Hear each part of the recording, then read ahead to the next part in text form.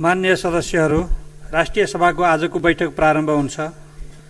माननीय सदस्यहरू, शून्य समयमा बोल्नको लागि माननीय सदस्यहरूको नाम प्राप्त भएको छ। म माननीय सदस्यहरूलाई बोल्न समय उपलब्ध गराउँछु। शून्य समयमा बोल्नको लागि प्रत्येक माननीय सदस्यहरूलाई 1-1 मिनेटको समय निर्धारण गरेको छु। माननीय इन्दु कडारिया। सम्माननीय अध्यक्ष महोदय, नेपाल भारत सीमाबाट स्वदेश फर्कनेहरू पीसीआर र आरटी टेस्ट नगरी सामान्य ज्वरो मात्र नापेर हजारौं दाजुभाइ दिदीबहिनीहरू आफ्नो थात थलो फर्किने क्रम बढिरहेको छ। यही क्रम जारी रहने हो भने आगामी 3 महिनाभित्र संक्रमितको संख्या हजारौं पुग्ने जनस्वास्थ्यविदहरूले अनुमान गरिरहेका छन्। अर्कोतिर यस लकडाउन अवधिलाई लामो समयसम्म लम्ब्याएर देशमा भोकमरी, बेरोजगारी, खाद्य असुरक्षा बढेर मानवीय, सामाजिक र आर्थिक सङ्कट गहिरिने अवस्था देखिन्छ। आम नागरिकमा चिन्ता र अन्यल बढेको छ। सरकारले जोखिमका हिसाबले देशलाई विभिन्न भागमा वर्गीकरण गरी नयाँ रणनीति बनाएर छिटोभन्दा छिटो जनतालाई कोभिड-19बाट बचाउने र जनजीवन सामान्य अवस्था बनाउनको लागि म सरकारको ध्यान आकर्षण गराउन चाहन्छु। धन्यवाद। माननीय कोमल ओली।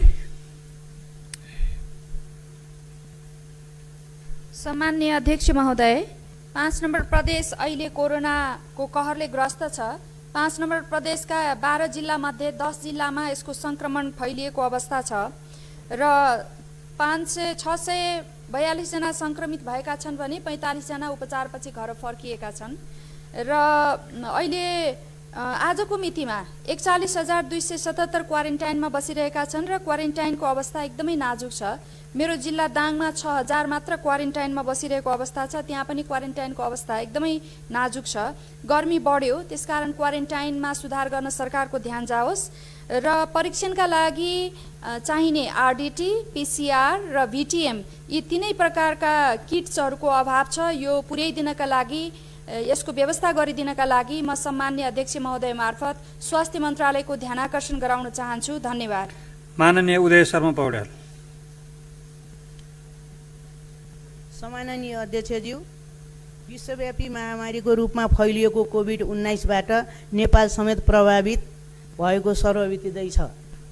यस्तो सङ्क्रमणको समयमा समेत जोखिम मोलेर निरन्तर सेवामा खटिरहेका संसद सेवा लगायत सबै क्षेत्रका कर्मचारीलाई प्रोत्साहनको व्यवस्था गरी उनीहरूको मनोबल उच्च गराउनु पर्ने देखिन्छ।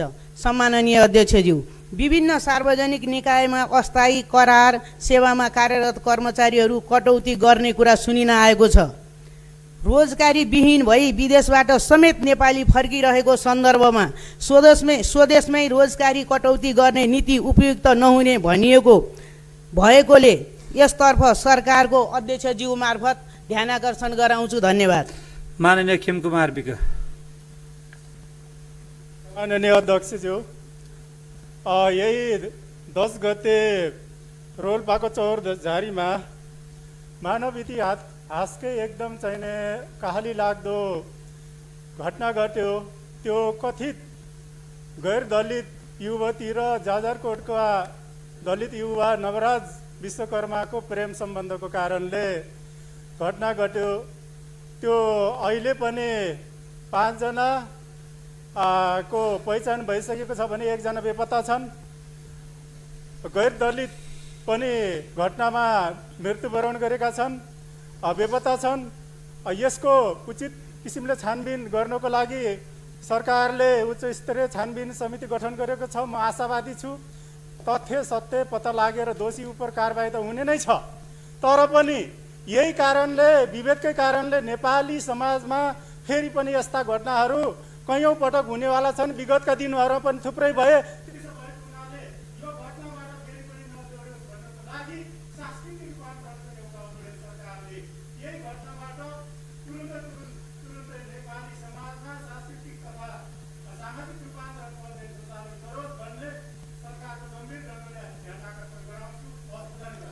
माननीय चक्र प्रसाद स्नेही। सम्माननीय अध्यक्षज्यू, पश्चिम रुकुमको चौरझारीमा भएको जो विवश हत्याकाण्ड छ, यो 6 जनाकै आत्माको चिर शान्तिको कामना गर्न चाहन्छु र शोक सन्तप्त परिवारप्रति हार्दिक संवेदना प्रकट गर्न चाहन्छु। एउटै रुकुममा मात्र होइन, यही छोटै समयमा देशभरि नै दलितहरूप्रति बर्बरतापूर्ण घटनाहरू घटेका छन्।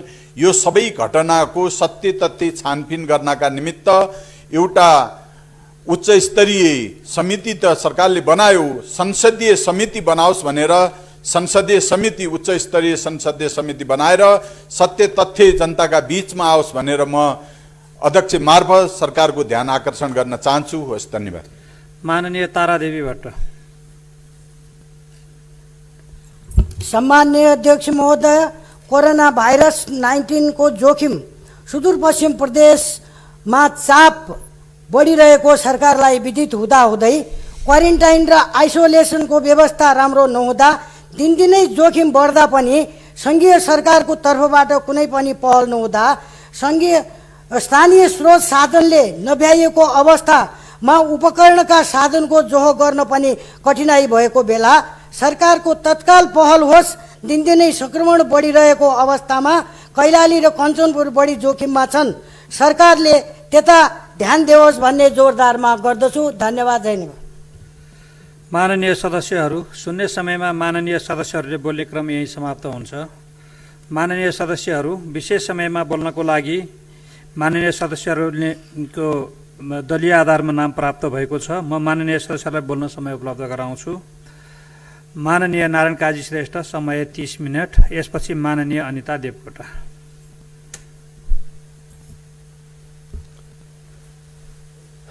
सम्माननीय अध्यक्ष महोदय, नेपाली जनताले नेपालको, आफ्नो देशको, आफ्नो मातृभूमिको सम्पूर्ण भूभाग समेटिएको नक्सा प्राप्त गरेका छन् र नयाँ नक्सा अनुसार संविधानको अनुसूचीमा आवश्यक परिवर्तन गर्न सरकारले संसदमा संविधान संशोधन विधेयक पनि दर्ता गरिसकेको छ। नेपालको सार्वभौमिकता र भौगोलिक अखण्डताको रक्षाको दिशामा, आफ्नो भूभाग प्राप्तिको दिशामा चालिएको यो ऐतिहासिक पहल कदमी हो र यो ऐतिहासिक कोसेढुङ्गा बन्न पुगेको छ। यस निम्ति म सरकारलाई र यो निर्णयसम्म पुग्न योगदान पुर्याउनु हुने सबैलाई धन्यवाद दिन चाहन्छु र प्रतिपक्षी दल, प्रमुख प्रतिपक्षी नेपाली काङ्ग्रेसले यो सबै प्रक्रियामा संविधान संशोधन विधेयक सहितलाई समर्थन गर्ने जो निर्णय गरेको छ त्यसको स्वागत गर्दै प्रतिपक्षी दललाई पनि म विशेष धन्यवाद दिन चाहन्छु।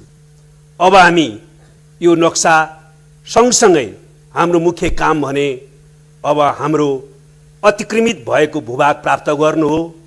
त्यस दिशातिर सरकार गम्भीरतापूर्वक अगाडि बढ्ने कुरा सम्माननीय प्रधानमन्त्रीज्यूले संसदमा नै प्रश्न पारिसक्नु भएको छ र राष्ट्रिय एकतासहित हामी सबै त्यो दिशातिर अगाडि बढ्ने ढङ्गले अगाडि बढ्नुपर्ने आवश्यकता छ। त्यसको निम्ति म सबैलाई आह्वान गर्न चाहन्छु। सम्माननीय अध्यक्ष महोदय, हाम्रो नेपालको सम्पूर्ण भूभाग समेटिएको नक्सा अहिले मात्रै किन प्रकाशित भयो भन्ने लाग्न सक्छ। हाम्रो त्यो भूभाग अतिक्रमण हुँदा तत्कालै हामीले प्रतिवाद किन गरेनौँ भन्ने पनि हामीलाई लाग्न सक्छ। त्यो स्वाभाविक हो। तर म सबैलाई तीनटा कुरामा ध्यान दिन अनुरोध गर्न चाहन्छु। एउटा, नेपालको कुनै पनि शासक र सरकारले सुगौली सन्धि पछाडि कुनै अर्को सन्धि वा सम्झौता गरेर नेपालको कुनै भूभाग कसैलाई दिएको छैन। यो कुरा स्पष्ट हुन म अनुरोध गर्न चाहन्छु।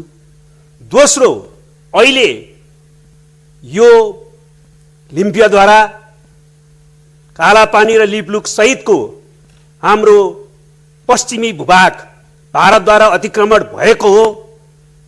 त्यो अतिक्रमित भूभाग हामीले प्राप्त गर्नु पर्दछ र अतिक्रमित भूभागमा भएका विदेशी सैनिक र सुरक्षाकर्मीहरू फिर्ता गरिनु पर्दछ भन्नेमा नेपालका सबै राजनीतिक पार्टीहरू, नेपालका सबै सामाजिक शक्तिहरू, नेपालका सबै देशभक्तहरू नेपालका सम्पूर्ण जनता एक ठाउँमा छन्। आजको मुख्य आवश्यकता यो हो। त्यसैले तेस्रो कुरो जहाँसम्म छ, हाम्रा कमी कमजोरी कहाँनिर भयो होला र नक्सा चाहिँ अहिले प्रकाशित हुन पुग्यो, हामीले त्यो भूभागहरू अहिलेसम्म किन प्राप्त गर्ने ठोस पहल कदमी अगाडि बढाउन सकेनौँ होला भन्ने पीडाको अनुभूति हुनसक्छ। तर म सबै राजनीतिक पार्टीहरूलाई, सबै इतिहासविदहरूलाई, नागरिक समाजलाई र सबै बौद्धिक व्यक्तित्वहरूलाई र सबैलाई विशेष अनुरोध गर्न चाहन्छु, इतिहासको अध्ययन हामी पछाडि गर्दै गरौँला, कमजोरीको समीक्षा हामी पछाडि गर्दै गरौँला। आज भने हामी आरोप प्रत्यारोपमा लाग्ने बेला होइन। हामी सम्पूर्ण नेपालीहरू एकजितको भएर यो ऐतिहासिक पहल कदमीलाई भूमि प्राप्त गर्ने बिन्दुसम्म अगाडि बढाउन जरुरी छ। त्यसको निम्ति पनि म सबैलाई विशेष अनुरोध गर्न चाहन्छु। सम्माननीय अध्यक्षज्यू, हामी हाम्रो छिमेकी मित्र राष्ट्र भारत सहित सबैसँग कूटनीतिक वार्ता मार्फत नै हाम्रा समस्याहरू समाधान गर्न चाहन्छौँ। हाम्रो भूभाग एउटा छिमेकी मित्र राष्ट्रले किन अतिक्रमण गर्यो होला र त्यो अतिक्रमित भूभाग हामीले प्राप्त गर्नुपर्छ र हामीलाई फिर्ता गरिनुपर्छ भनेर हामीले भन्दा उल्टो हामीमाथि किन आरोप लगाइयो होला भन्ने सन्दर्भमा हामीमा कतिपय बेला आक्रोश र आवेग उत्पन्न हुन पनि सक्छ। तर म सबैलाई अनुरोध गर्न चाहन्छु, नेपालका सबै दाजुभाइ दिदीबहिनीहरूलाई, नेपालका सबै राजनीतिक पार्टी र सामाजिक शक्तिहरूलाई हामीले गम्भीरतापूर्वक आत्मसात गर्नुपर्छ। डिप्लोमेसी नै अहिलेको विश्वमा डिफेन्सको पहिलो लाइन हो। Diplomacy is the first line of defence. त्यसैले हामीले कूटनीतिक संवादद्वारा नै यो समस्याको समाधान गर्नुपर्छ र हामीले हाम्रो अतिक्रमित भूमिलाई फिर्ता गर्नुपर्छ। त्यसैले हामी कोही पनि आवेगमा नआउँ, आक्रोशमा नआउँ, उत्तेजनामा नआउँ, कसैलाई उत्तेजित पार्ने काम पनि नगरौँ र कूटनीतिक संवादमा केन्द्रित भएर यो समस्याको समाधान पनि गर्ने दिशातिर अगाडि बढौँ भनेर म अपिल गर्न चाहन्छु। र हाम्रो छिमेकी मित्र राष्ट्र भारतलाई पनि छिटोभन्दा छिटो कूटनीतिक माध्यमबाट यो समस्याको समाधान गर्न तत्काल संवादमा आउन अपिल गर्न चाहन्छु, ताकि हामीले यसलाई सकारात्मक ढङ्गले ऐतिहासिक तथ्य र प्रमाणको आधारमा समाधान गर्न सकौँ र दुईटा देशको छिमेकी मैत्रीपूर्ण सम्बन्धलाई अझ सुदृढ गर्न सकौँ।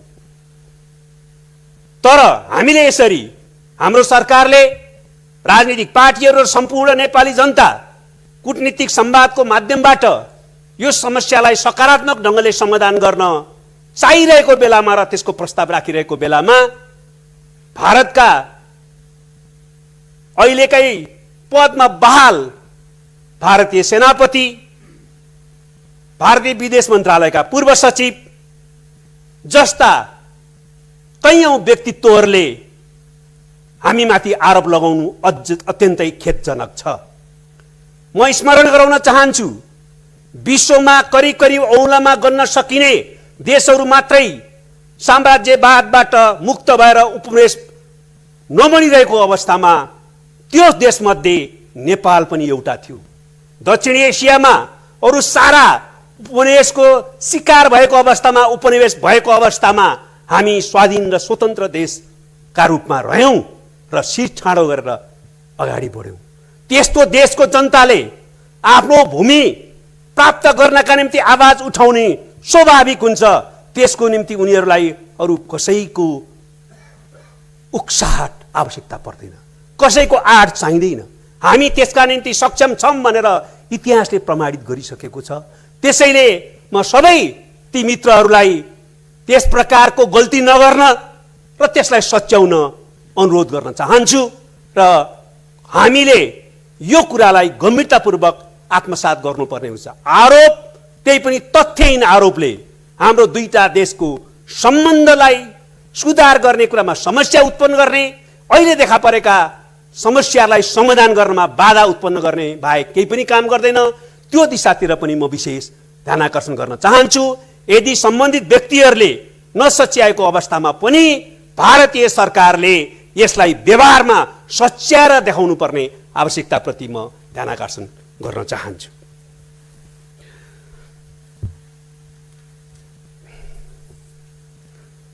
यस्तो अवस्थामा हामी सबैले नेपाल सरकार, भारत सरकार, नेपाली जनता र भारतीय जनताले सबैले बुझ्नुपर्ने कुरा के हो भने नेपाल र भारत बीचको सम्बन्ध खाली छिमेकी सम्बन्ध वा कूटनीतिक सम्बन्ध मात्रै होइन। हाम्रो दुईटा देशको बीचमा ऐतिहासिक कालदेखि अत्यन्तै बहुआयामिक सम्बन्ध छ, सामाजिक सांस्कृतिक सम्बन्ध छ, जनस्तरको सम्बन्ध छ र यो सम्बन्धलाई हामीले आफ्नै विशिष्टता सहितको बहुआयामिक सम्बन्धको रूपमा लिँदै आएका छौं र त्यो कुरा सत्य हो। त्यसकारण यो हाम्रो सम्बन्धलाई कसरी सुदृढ बनाउने हाम्रो ध्यान त्यतातिर जानु जरुरी छ। त्यसको सन्दर्भमा हामी प्रश्न पार्न चाहन्छौं कि नेपाल र भारतको बीचको मैत्री सम्बन्धको विकल्प अरू कुनै हुन सक्दैन। नेपाल र भारतको बीचको मैत्री सम्बन्धको विकल्प अझ राम्रो, अझ सुदृढ मैत्री सम्बन्ध हो। त्यसमा हामी एकदम स्पष्ट छौं र दृढ रूपले प्रतिबद्ध छौं।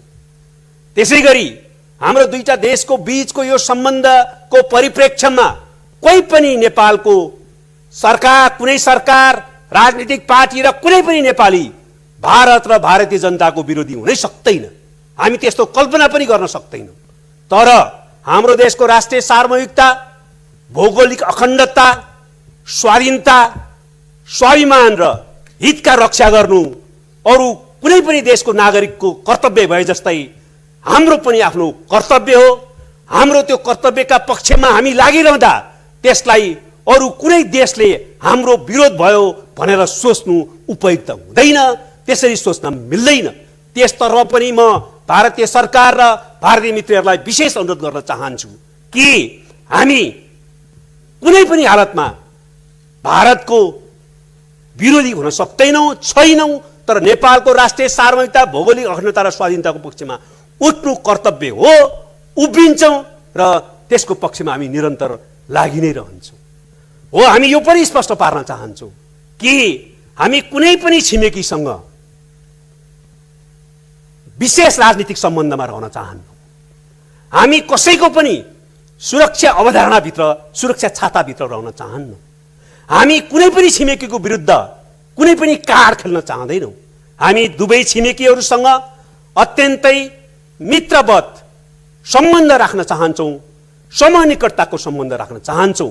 दुवै छिमेकीहरूसँग हाम्रा विशिष्ट आयामहरू सहितका सम्बन्धहरू छन्। ती सम्बन्धहरूलाई हामी स्वीकार गर्छौं र त्यसलाई आत्मसात गर्छौं र त्यसलाई बलियो बनाउन चाहन्छौं। त्यसैले यो कुरालाई आत्मसात गरेर हामीले हाम्रो यो सम्बन्धलाई सुदृढ बनाउनु पर्ने आवश्यकता छ। म यो पनि भन्न चाहन्छु, नेपाल र भारतको बीचमा जस्तो प्रकारको ऐतिहासिक, सामाजिक, सांस्कृतिक सहितका सम्बन्धहरू छन्, यो सम्बन्धलाई हामीले ठिक ढंगले अगाडि बढाउन सक्यौं आजको आवश्यकता मुताबिक भने विश्वमै छिमेकी देशहरूको बीचको अनुपम र उदाहरणीय सम्बन्ध बन्न सक्छ। हामी त्यस्तो सम्बन्ध बनाउन प्रतिबद्ध छौं र हामी त्यसका निम्ति खुला छौं र आफ्नो तर्फबाट सम्पूर्ण कुरा गर्न प्रतिबद्ध भएको कुरा पनि जानकारी गराउन चाहन्छौं। तर नेपाल भारतको बीचमा यस्तो हुँदाहुँदै पनि केही समस्याहरू देखा परे। हाम्रो समस्याहरूको आयामलाई हेर्दा 4 आयामका सम्बन्धहरू छन्, समस्याहरू छन्। 4 पक्षमा हाम्रा समस्याहरू छन्। एउटा नेपाल भारत सीमा समस्या, त्यसको अहिलेको एउटा ठोस अभिव्यक्ति हाम्रो पश्चिमी सीमा लिम्पुदरा, लिपिलेक, कालापानी सहितको हाम्रो भूभाग अतिक्रमण भएको छ, भारतले अतिक्रमण गरेको छ। त्यस्तै सुस्तामा हाम्रो भूमि अतिक्रमित भएको छ, सुस्तावासीहरू विचल्लीमा छन्। हाम्रो भूभाग त्यहाँ पनि एउटा भारतद्वारा कब्जा गरिएको छ। विभिन्न ठाउँहरूमा सीमा स्तम्भहरू खोलिएका छन्।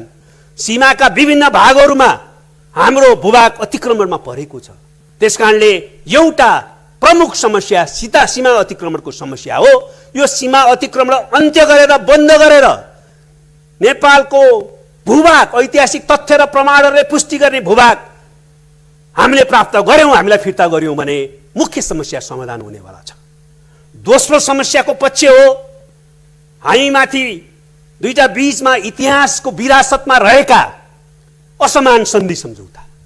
हामीले ती असमान सन्धि सम्झौताहरूलाई पुनरावलोकन गरेर त्यसलाई खारेज गर्ने वा आवश्यकता अनुसारको आजको आवश्यकता अनुसारको नयाँ सन्धि सम्झौताद्वारा प्रतिस्थापन गर्नुपर्ने आवश्यकता छ। त्यसमध्ये 1950 को सन्धि हामी सबै सिङ्गो नेपाल एक भएर त्यसमाथि पुनरावलोकन गरौँ र आवश्यकता अनुसार त्यसलाई नयाँ पारस्परिक सम्मान र समानतामा आधारित नयाँ सन्धिद्वारा प्रतिस्थापन गरौँ भनिराखेका छौँ। यस प्रकारको असमान सन्धिलाई खारेज गरेर हामी सम्बन्धलाई सकारात्मक दिशातिर लैजान सक्छौँ। तेस्रो कुरा हाम्रो सम्बन्धमा रह्यो अर्को समस्या के हो भने हामीले यो बीचमा पनि देखिराखेकै छौँ कि हाम्रो बीचमा आन्तरिक मामिलामा कति बेलामा हस्तक्षेप हुने गरेको छ। हामी चाहन्छौँ यस प्रकारका कामहरू नहोस्। अहिले यो परिवर्तन पछाडि नयाँ संविधान जारी गरिसकेपछि नेपालको आन्तरिक मामिलामा हस्तक्षेप गर्ने प्रवृत्तिलाई हामीले पछाडि धकल्न सफल भएका छौँ र त्यसबाट देशलाई मुक्त राख्ने प्रक्रियामा छौँ। तर हामीले धकल्न नपरोस्। भारतको संस्थापन पक्ष, भारतको सरकारले नै त्यसबारेमा आफ्नो आत्मालोचना गरेर त्यस प्रकारका सबै प्रवृत्तिहरूलाई सच्याउन जरुरी छ। हामीले नेपालको संविधान जारी गर्दाखेरि भारत सरकार र भारतीय जनता खुसी हुनुपर्ने हो। 60 वर्षदेखि नेपाली जनताले लगातार सङ्घर्ष गरेर जो संविधान आफै चाहिँ जनताका प्रतिनिधिद्वारा आफैले जारी गरे त्यसमा छिमेकी मित्र राष्ट्र खुसी हुनुपर्ने हो। तर हामीले नाकाबन्दीको सामना गर्नु पर्यो। यस प्रकारका घटनाहरू बेला बेलामा हुने गरेको छ। त्यसै कारणले गर्दाखेरि यस प्रकारको हस्तक्षेप भएन भने पनि हामी अगाडि बढ्न सक्छौँ। त्यसै गरी हामीले चाहिँ आर्थिक क्षेत्रमा पनि उत्पीडनको अनुभूति कतिपय बेला गर्नु परेको छ। कोशी गण्डकी सम्झौताहरू र पारावान जस्तो हाम्रो आफ्नो अधिकारका सन्दर्भमा बेला बेला हामीले सङ्घर्ष गर्नु परेको र पारावान अधिकारका निम्ति सङ्घर्ष गर्दा कतिपय बेला नाकाबन्दी बेहोर्नु परेको स्थिति पनि छ। त्यसले यो 4 प्रकृतिका जो समस्याहरू छन् यो समस्याहरूलाई हामीले सकारात्मक ढङ्गले समाधान गरेर नेपाल भारत सम्बन्धलाई आजको युगको आवश्यकता अनुसार सुदृढ असल छिमेकी मैत्री सम्बन्धमा बदल्न जरुरी छ र त्यो सम्भव छ। अब यही कुरालाई ध्यान दिएर दुईटा देशको बीचमा 2016 मा इपिजी अर्थात् एमिनेन्ट पर्सन ग्रुप बन्यो। प्रभुत्व व्यक्तिहरूको त्यो समूहलाई दुवै सरकारले सहमतिको आधारमा 5 वटा कार्यादेश दियो। त्यो 5 वटा कार्यादेश मध्ये 3 वटा कार्यादेश महत्त्वपूर्ण छन्। हाम्रा सम्बन्धहरूलाई आजको आवश्यकता अनुसार नयाँ उचाइमा उठाउनलाई दिएका 5 वटा कार्यादेश मध्ये 3 कार्यादेशमा पहिलो हो हाम्रो सम्बन्धलाई आजको 21औं शताब्दी अनुरूप बनाउनका निम्ति सबै सन्धि सम्झौताको पुनरावलोकन गरेर कसरी त्यसलाई अगाडि बढाउने भन्ने बारेमा आवश्यक सुझाव दिने। दोस्रो हाम्रो राजनीतिक, आर्थिक, सामाजिक, सांस्कृतिक सबै सम्बन्धहरूलाई राम्रो बनाउन र विश्वासलाई अझ सुदृढ बनाउनका निम्ति दुवै सरकारले गर्नुपर्ने उपायहरू के हुन्, चाल्नुपर्ने कदमहरू के हुन् त्यसबारेमा सुझाव दिने। र तेस्रो आजको शताब्दीले माग गरे अनुसार हाम्रो सम्बन्धलाई सुदृढ बनाउनका निम्ति परिवर्तन गर्नुपर्ने, बदल्नुपर्ने संरचनात्मक फ्रेमवर्क ढाँचा के हो, संरचनात्मक सुधार के हो, यो बारेमा सुझाव दिन इपिजी गठन गरियो र इपिजीले धेरै मेहनत गरेर सहमतिमा प्रतिवेदन तयार गर्यो। यो सहमतिको प्रतिवेदनलाई सबभन्दा पहिले भारत सरकारको तर्फबाट भारतीय प्रधानमन्त्रीले बुझ्ने समझदारी बनाइयो। तर भारतले अहिलेसम्म इपिजी प्रतिवेदन बुझेको छैन। यसले हामीलाई दुःखी बनाएको छ। हामी फेरि पनि छिटोभन्दा छिटो इपिजी प्रतिवेदन बुझ्न अनुरोध गर्न चाहन्छौँ र त्यसलाई हामी कुनै पनि बेला बुझ्न तयार छौँ र इपिजी प्रतिवेदन जो सहमतिको आधारमा तयार भएको छ त्यसलाई ग्रहण गरेर हामी टेबलमा राखौँ। टेबलमा राखेर हामी छलफल गरौँ र त्यसका सुझावहरूको आधारमा हाम्रो दुईटा देशका सम्बन्धलाई नयाँ उचाइमा लैजान पहल गरौँ। यो बारेमा पनि म विशेष अनुरोध गर्न चाहन्छु। साथसाथै म यो पनि भन्न चाहन्छु कि त्यसैले नेपाल भारत सम्बन्धका सन्दर्भमा नेपाल भारत सम्बन्धका सन्दर्भमा यस सम्पूर्ण पक्षलाई हेरेर हामी कसरी अगाडि बढ्ने, 3 आधारमा हामी अगाडि बढ्यौँ भने हाम्रो सम्बन्ध उदाहरणीय हुन्छ, अनुपम हुन्छ, हाम्रा समस्याहरू धेरै तुरुन्तै समाधान हुन्छन् र हामीले चाहिँ नयाँ उचाइमा हाम्रो सम्बन्ध अगाडि बढाउन सक्छौँ। त्यो भनेको के हो भने 3टा आधार तयार हुनुपर्छ। एउटा हाम्रो सार्वभौमिकता, सोभरेन इक्वालिटी, सार्वभौमिक समानताको सिद्धान्त, त्यो अन्तर्गत दुवै देशको सार्वभौम सत्ता, भौगोलिक अखण्डता, स्वाधीनता र को पालना र अहस्ताक्षरको नीति यति भयो भने हामी चाहिँ अगाडि बढ्ने मूल आधार तयार हुन्छ। दोस्रो, हामीले म्युचुअल बेनिफिट र सेयर्ड प्रस्पेरिटी, दुवै देशको आपसी हित हुने र साझा प्रगतिको दिशातिर अगाडि बढ्ने कुराहरूमा हामी मिलेर जानुपर्छ। र तेस्रो कुरा पनि म भन्न चाहन्छु, हामी दुवै देशको बीचमा दुवै देशको राष्ट्रिय सार्वभौमिकता, भौगोलिक अखण्डता, स्वाधीनता र हितको प्रतिकूल नजाने गरी दुवै देशको संवेदनशीलता र जायज सरोकारहरू छन् भने त्यसलाई पनि सम्बोधन गर्न हामी तयार हुनुपर्छ। र नेपालको तर्फबाट म भन्न चाहन्छु, हामी तयार छौँ। हाम्रो राष्ट्रिय सार्वभौमिकताको विरुद्ध जाँदैन कुनै चिज, हाम्रो स्वाधीनता र हितको विरुद्ध जाँदैन, तर भारतको संवेदनशीलता कुनै क्षेत्रमा छ, भारतको जायज सरोकार कुनै छ भने त्यसलाई सम्बोधन गर्न पनि हामी तयार छौँ। यो आधारमा हामी चाहिँ हाम्रो सम्बन्धलाई सुदृढ गर्न सक्छौँ। त्यस निम्ति म विशेष अपिल गर्न चाहन्छु। र त्यसैले गर्दाखेरि म भन्न चाहन्छु कि हामीले वार्ता गरौँ, कूटनीतिक संवादको निम्ति छिटोभन्दा छिटो बसौँ, त्यसको निम्ति म विशेष अपिल गर्न चाहन्छु। हालै भारत सरकारको विदेश मन्त्रालयले वार्ताको निम्ति आफ्नो सहमति व्यक्त गरेर अभिव्यक्ति दिएको छ। भारतीय रक्षा मन्त्री राजनाथ सिंहले पनि हामी वार्ताको निम्ति तयार छौँ भनेर भन्नुभएको छ। भारतका थुप्रै मित्रहरूले, राजनीतिक मित्रहरू र बौद्धिक क्षेत्रका मित्रहरूले, कूटनीतिज्ञहरूले पनि वार्ताद्वारा समस्या समाधान गर्नुपर्छ भनिरहनु भएको छ। ती सबैका प्रति म धन्यवाद दिन चाहन्छु। तर यसलाई व्यवहारमा उतार्नु पर्यो। हामीले हाम्रा आफ्ना दृष्टिकोण र अडानहरू छन्, तर ऐतिहासिक तथ्यको आधारमा, प्रमाणको आधारमा त्यसको समाधान गर्न हामी खुला छौँ र हामी दृढ छौँ। हामी त्यसैले गर्दाखेरि यो नीतिगत रूपमा मात्रै वार्ता स्वीकार गर्ने होइन, हामीले तत्काल छिटोभन्दा छिटो वार्तामा बस्न र यो समस्याको ऐतिहासिक तथ्य र प्रमाणका आधारमा समाधान गर्न र दुईटा देशको बीचको सम्बन्धलाई कुनै पनि चाहिँ अप्ठ्यारोबाट गुज्रन नदिकन अगाडि बढाउन, बलियो बनाउन अनुरोध गर्न चाहन्छु। यसै सन्दर्भमा म भारतीय प्रधानमन्त्री श्री नरेन्द्र मोदीको एउटा व्यक्तित्वको बारेमा पनि म ध्यानाकर्षण गराउन चाहन्छु। प्रधानमन्त्री मोदी जो भारतका प्रधानमन्त्री हुनुहुन्छ, उहाँको व्यक्तित्वको बारेमा सबैलाई थाहा छ। उहाँ आध्यात्मिक प्रकृतिको व्यक्तित्व हुनुहुन्छ। त्यो आध्यात्मिक प्रकृतिको व्यक्तित्वलाई यो पनि थाहा छ, सबै देशका लोकतान्त्रिक मूल्य मान्यता जस्तै नेपाल एउटा धर्मनिरपेक्ष राज्य हो, धार्मिक स्वतन्त्रतायुक्त राज्य हो, तर नेपालको बहुसङ्ख्यक नेपालीहरू र कुन धर्म, दर्शन र संस्कृति मान्दछन्। धार्मिक स्वतन्त्रतालाई सुनिश्चित गर्दै, धार्मिक सहिष्णुताको पालना गर्दै नेपाल एउटा हिन्दू धर्म संस्कृतिको पहिचान बोकेको, विशिष्ट पहिचान बोकेको समाज पनि हो। यो तपोभूमि हो त्यस अर्थमा, उहाँ जस्तो आध्यात्मिक व्यक्तित्वको लागि यो पवित्र भूमि पनि हो। त्यसैले म अनुरोध गर्न चाहन्छु प्रधानमन्त्री मोदीलाई, तपाईँलाई सायद तपाईँ जस्तो आध्यात्मिक व्यक्तित्वलाई महाभारतको एउटा प्रसङ्गको सम्झना हुनुपर्छ, स्मरण हुनुपर्छ। महाभारतमा धृतराष्ट्रको महारानी गान्धारीले आफ्नो छोरा दुर्योधनले जब कुरुक्षेत्रको लडाइँमा जान विजयको निम्ति आशीर्वाद दिन आए, त्यो बेलामा आशीर्वाद दिन अस्वीकार गर्यो। तर आशीर्वाद दिन आफैमाथि विजय प्राप्त गर्न, असत्यको विरुद्ध, आफूभित्र रहेको महत्वाकांक्षाको विरुद्ध तिमीले विजय प्राप्त गर्नुपर्छ, त्यसकारण आफैलाई जित भनेर आशीर्वाद दिइन्। आज भारतीय सत्ताको प्रवृत्तिको निरन्तरतामा एउटा प्रवृत्ति अवशेषको रूपमा त्यहाँ होला, तपाईँमा पनि त्यो होला।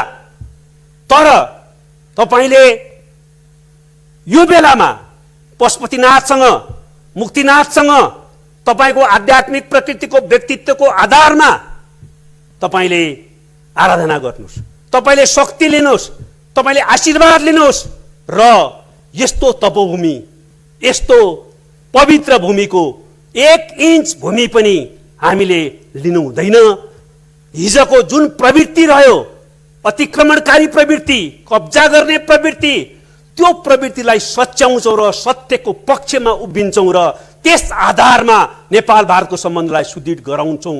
र त्यस सन्दर्भमा इतिहासको निरन्तरतामा जुन प्रवृत्ति अहिले पनि देखिएको छ, त्यो प्रवृत्तिमाथि हामी विजय प्राप्त गर्छौँ भनेर तपाईँले सोच्नुभयो भने र त्यसरी अगाडि बढ्नुभयो भने तपाईँ बधाई र धन्यवादको पात्र हुनेछ र नेपाल र भारतको सम्बन्धलाई आजको सन्दर्भमा नयाँ उचाइमा उठाउन तपाईँको ऐतिहासिक पहल कदमी साबित हुनेछ। म त्यसको निम्ति पनि तपाईँ जस्तो आध्यात्मिक व्यक्तित्वलाई विनम्रतापूर्वक ध्यानाकर्षण गर्न चाहन्छु। र त्यसैले म सबै साथीहरूलाई भन्न चाहन्छु, हामी इतिहासका सबै समस्या टेबलमा बसेर समाधान गर्न सक्छौँ। कसैले यताउता तानतुन गरेर यसलाई अप्ठ्यारोमा लैजान प्रयत्न नगरौँ। हामीले पनि इतिहासको तथ्य र प्रमाणको आधारमा वार्ता गरेर समाधान गरौँ भनेका छौँ। त्यसमा हामी दृढ छौँ। भारतका सबै मित्रहरूलाई पनि सरकारसहित सबैलाई यस निम्ति अनुरोध गर्न चाहन्छु।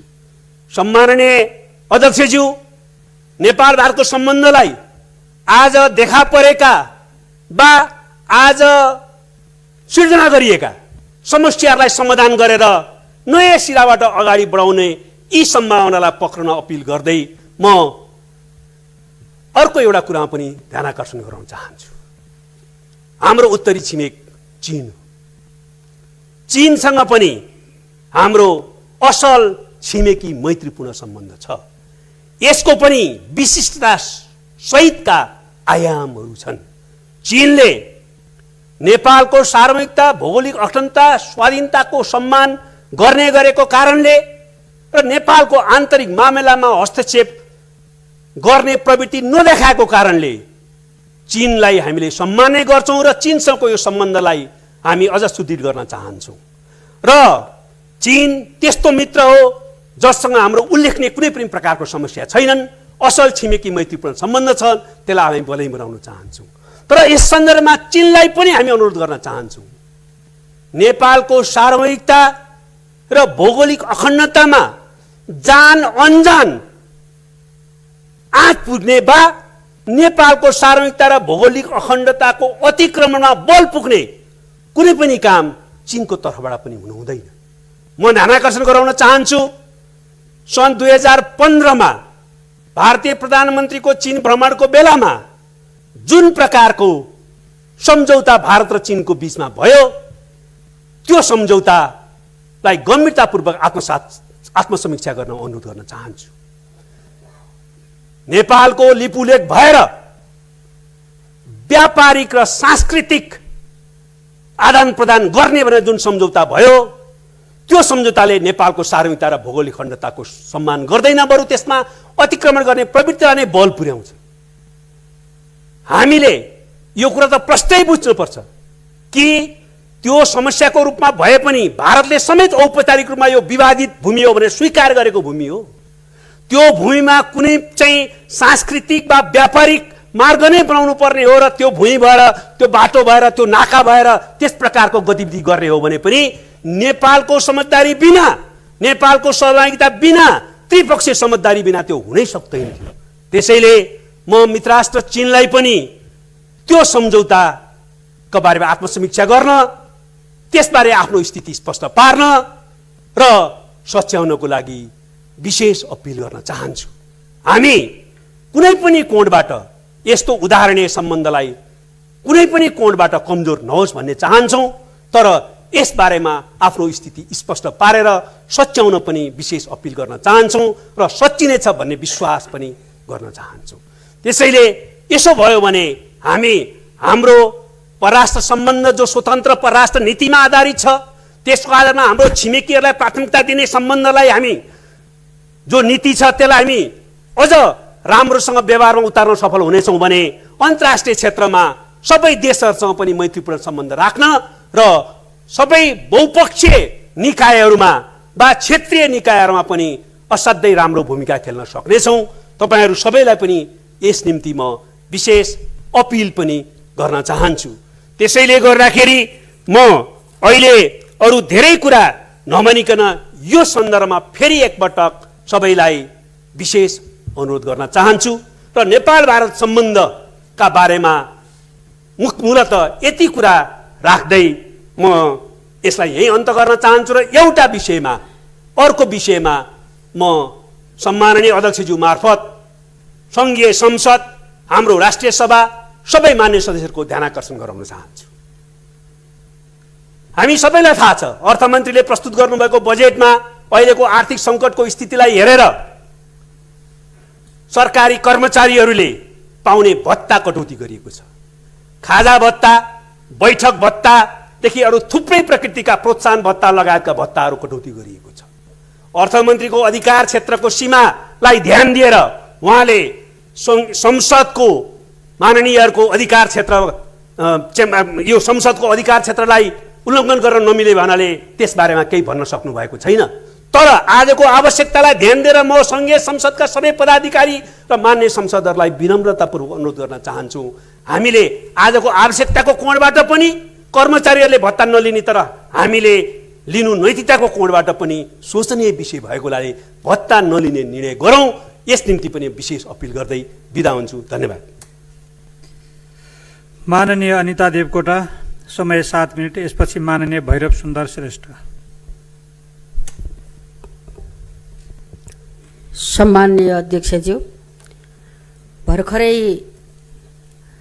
लिम्पियाधुरा, लिपुलेक र कालापानी अधिक्रमित भूमिलाई समेटेर नेपालको नक्सा जारी गरिएको छ र सँगसँगै संविधानमा निशान छाप संशोधनको लागि संसदबाट प्रक्रिया अगाडि बढेको छ। त्यसैले म विनम्रताका साथ आग्रह गर्न चाहन्छु, अब नक्सा जारी गर्ने कार्य भएको छ। भूमि फिर्ता गर्नको लागि राजनैतिक र कूटनीतिक संवादका माध्यमबाट तत्काल भूमि फिर्ता होस् र नेपालको सार्वभौमिकता, अखण्डता र स्वाधीनताको लागि नेपाली काङ्ग्रेस चट्टान झैँ अडिग रहेको कुरा म सम्मानित सभामा जानकारी गराउन चाहन्छु। सम्माननीय अध्यक्षज्यू, म यस सभाको ध्यान रोल्पातर्फ लग्न चाहन्छु।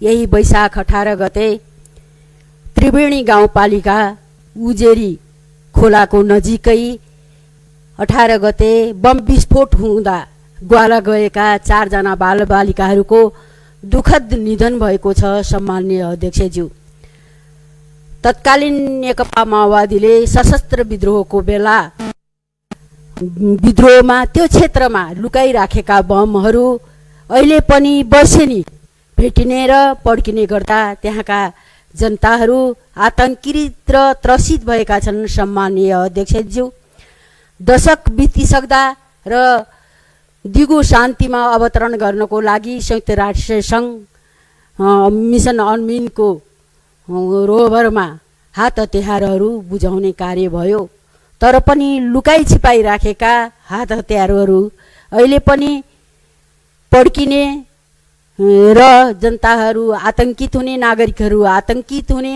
कार्यहरू अझ रोकिएको छैन।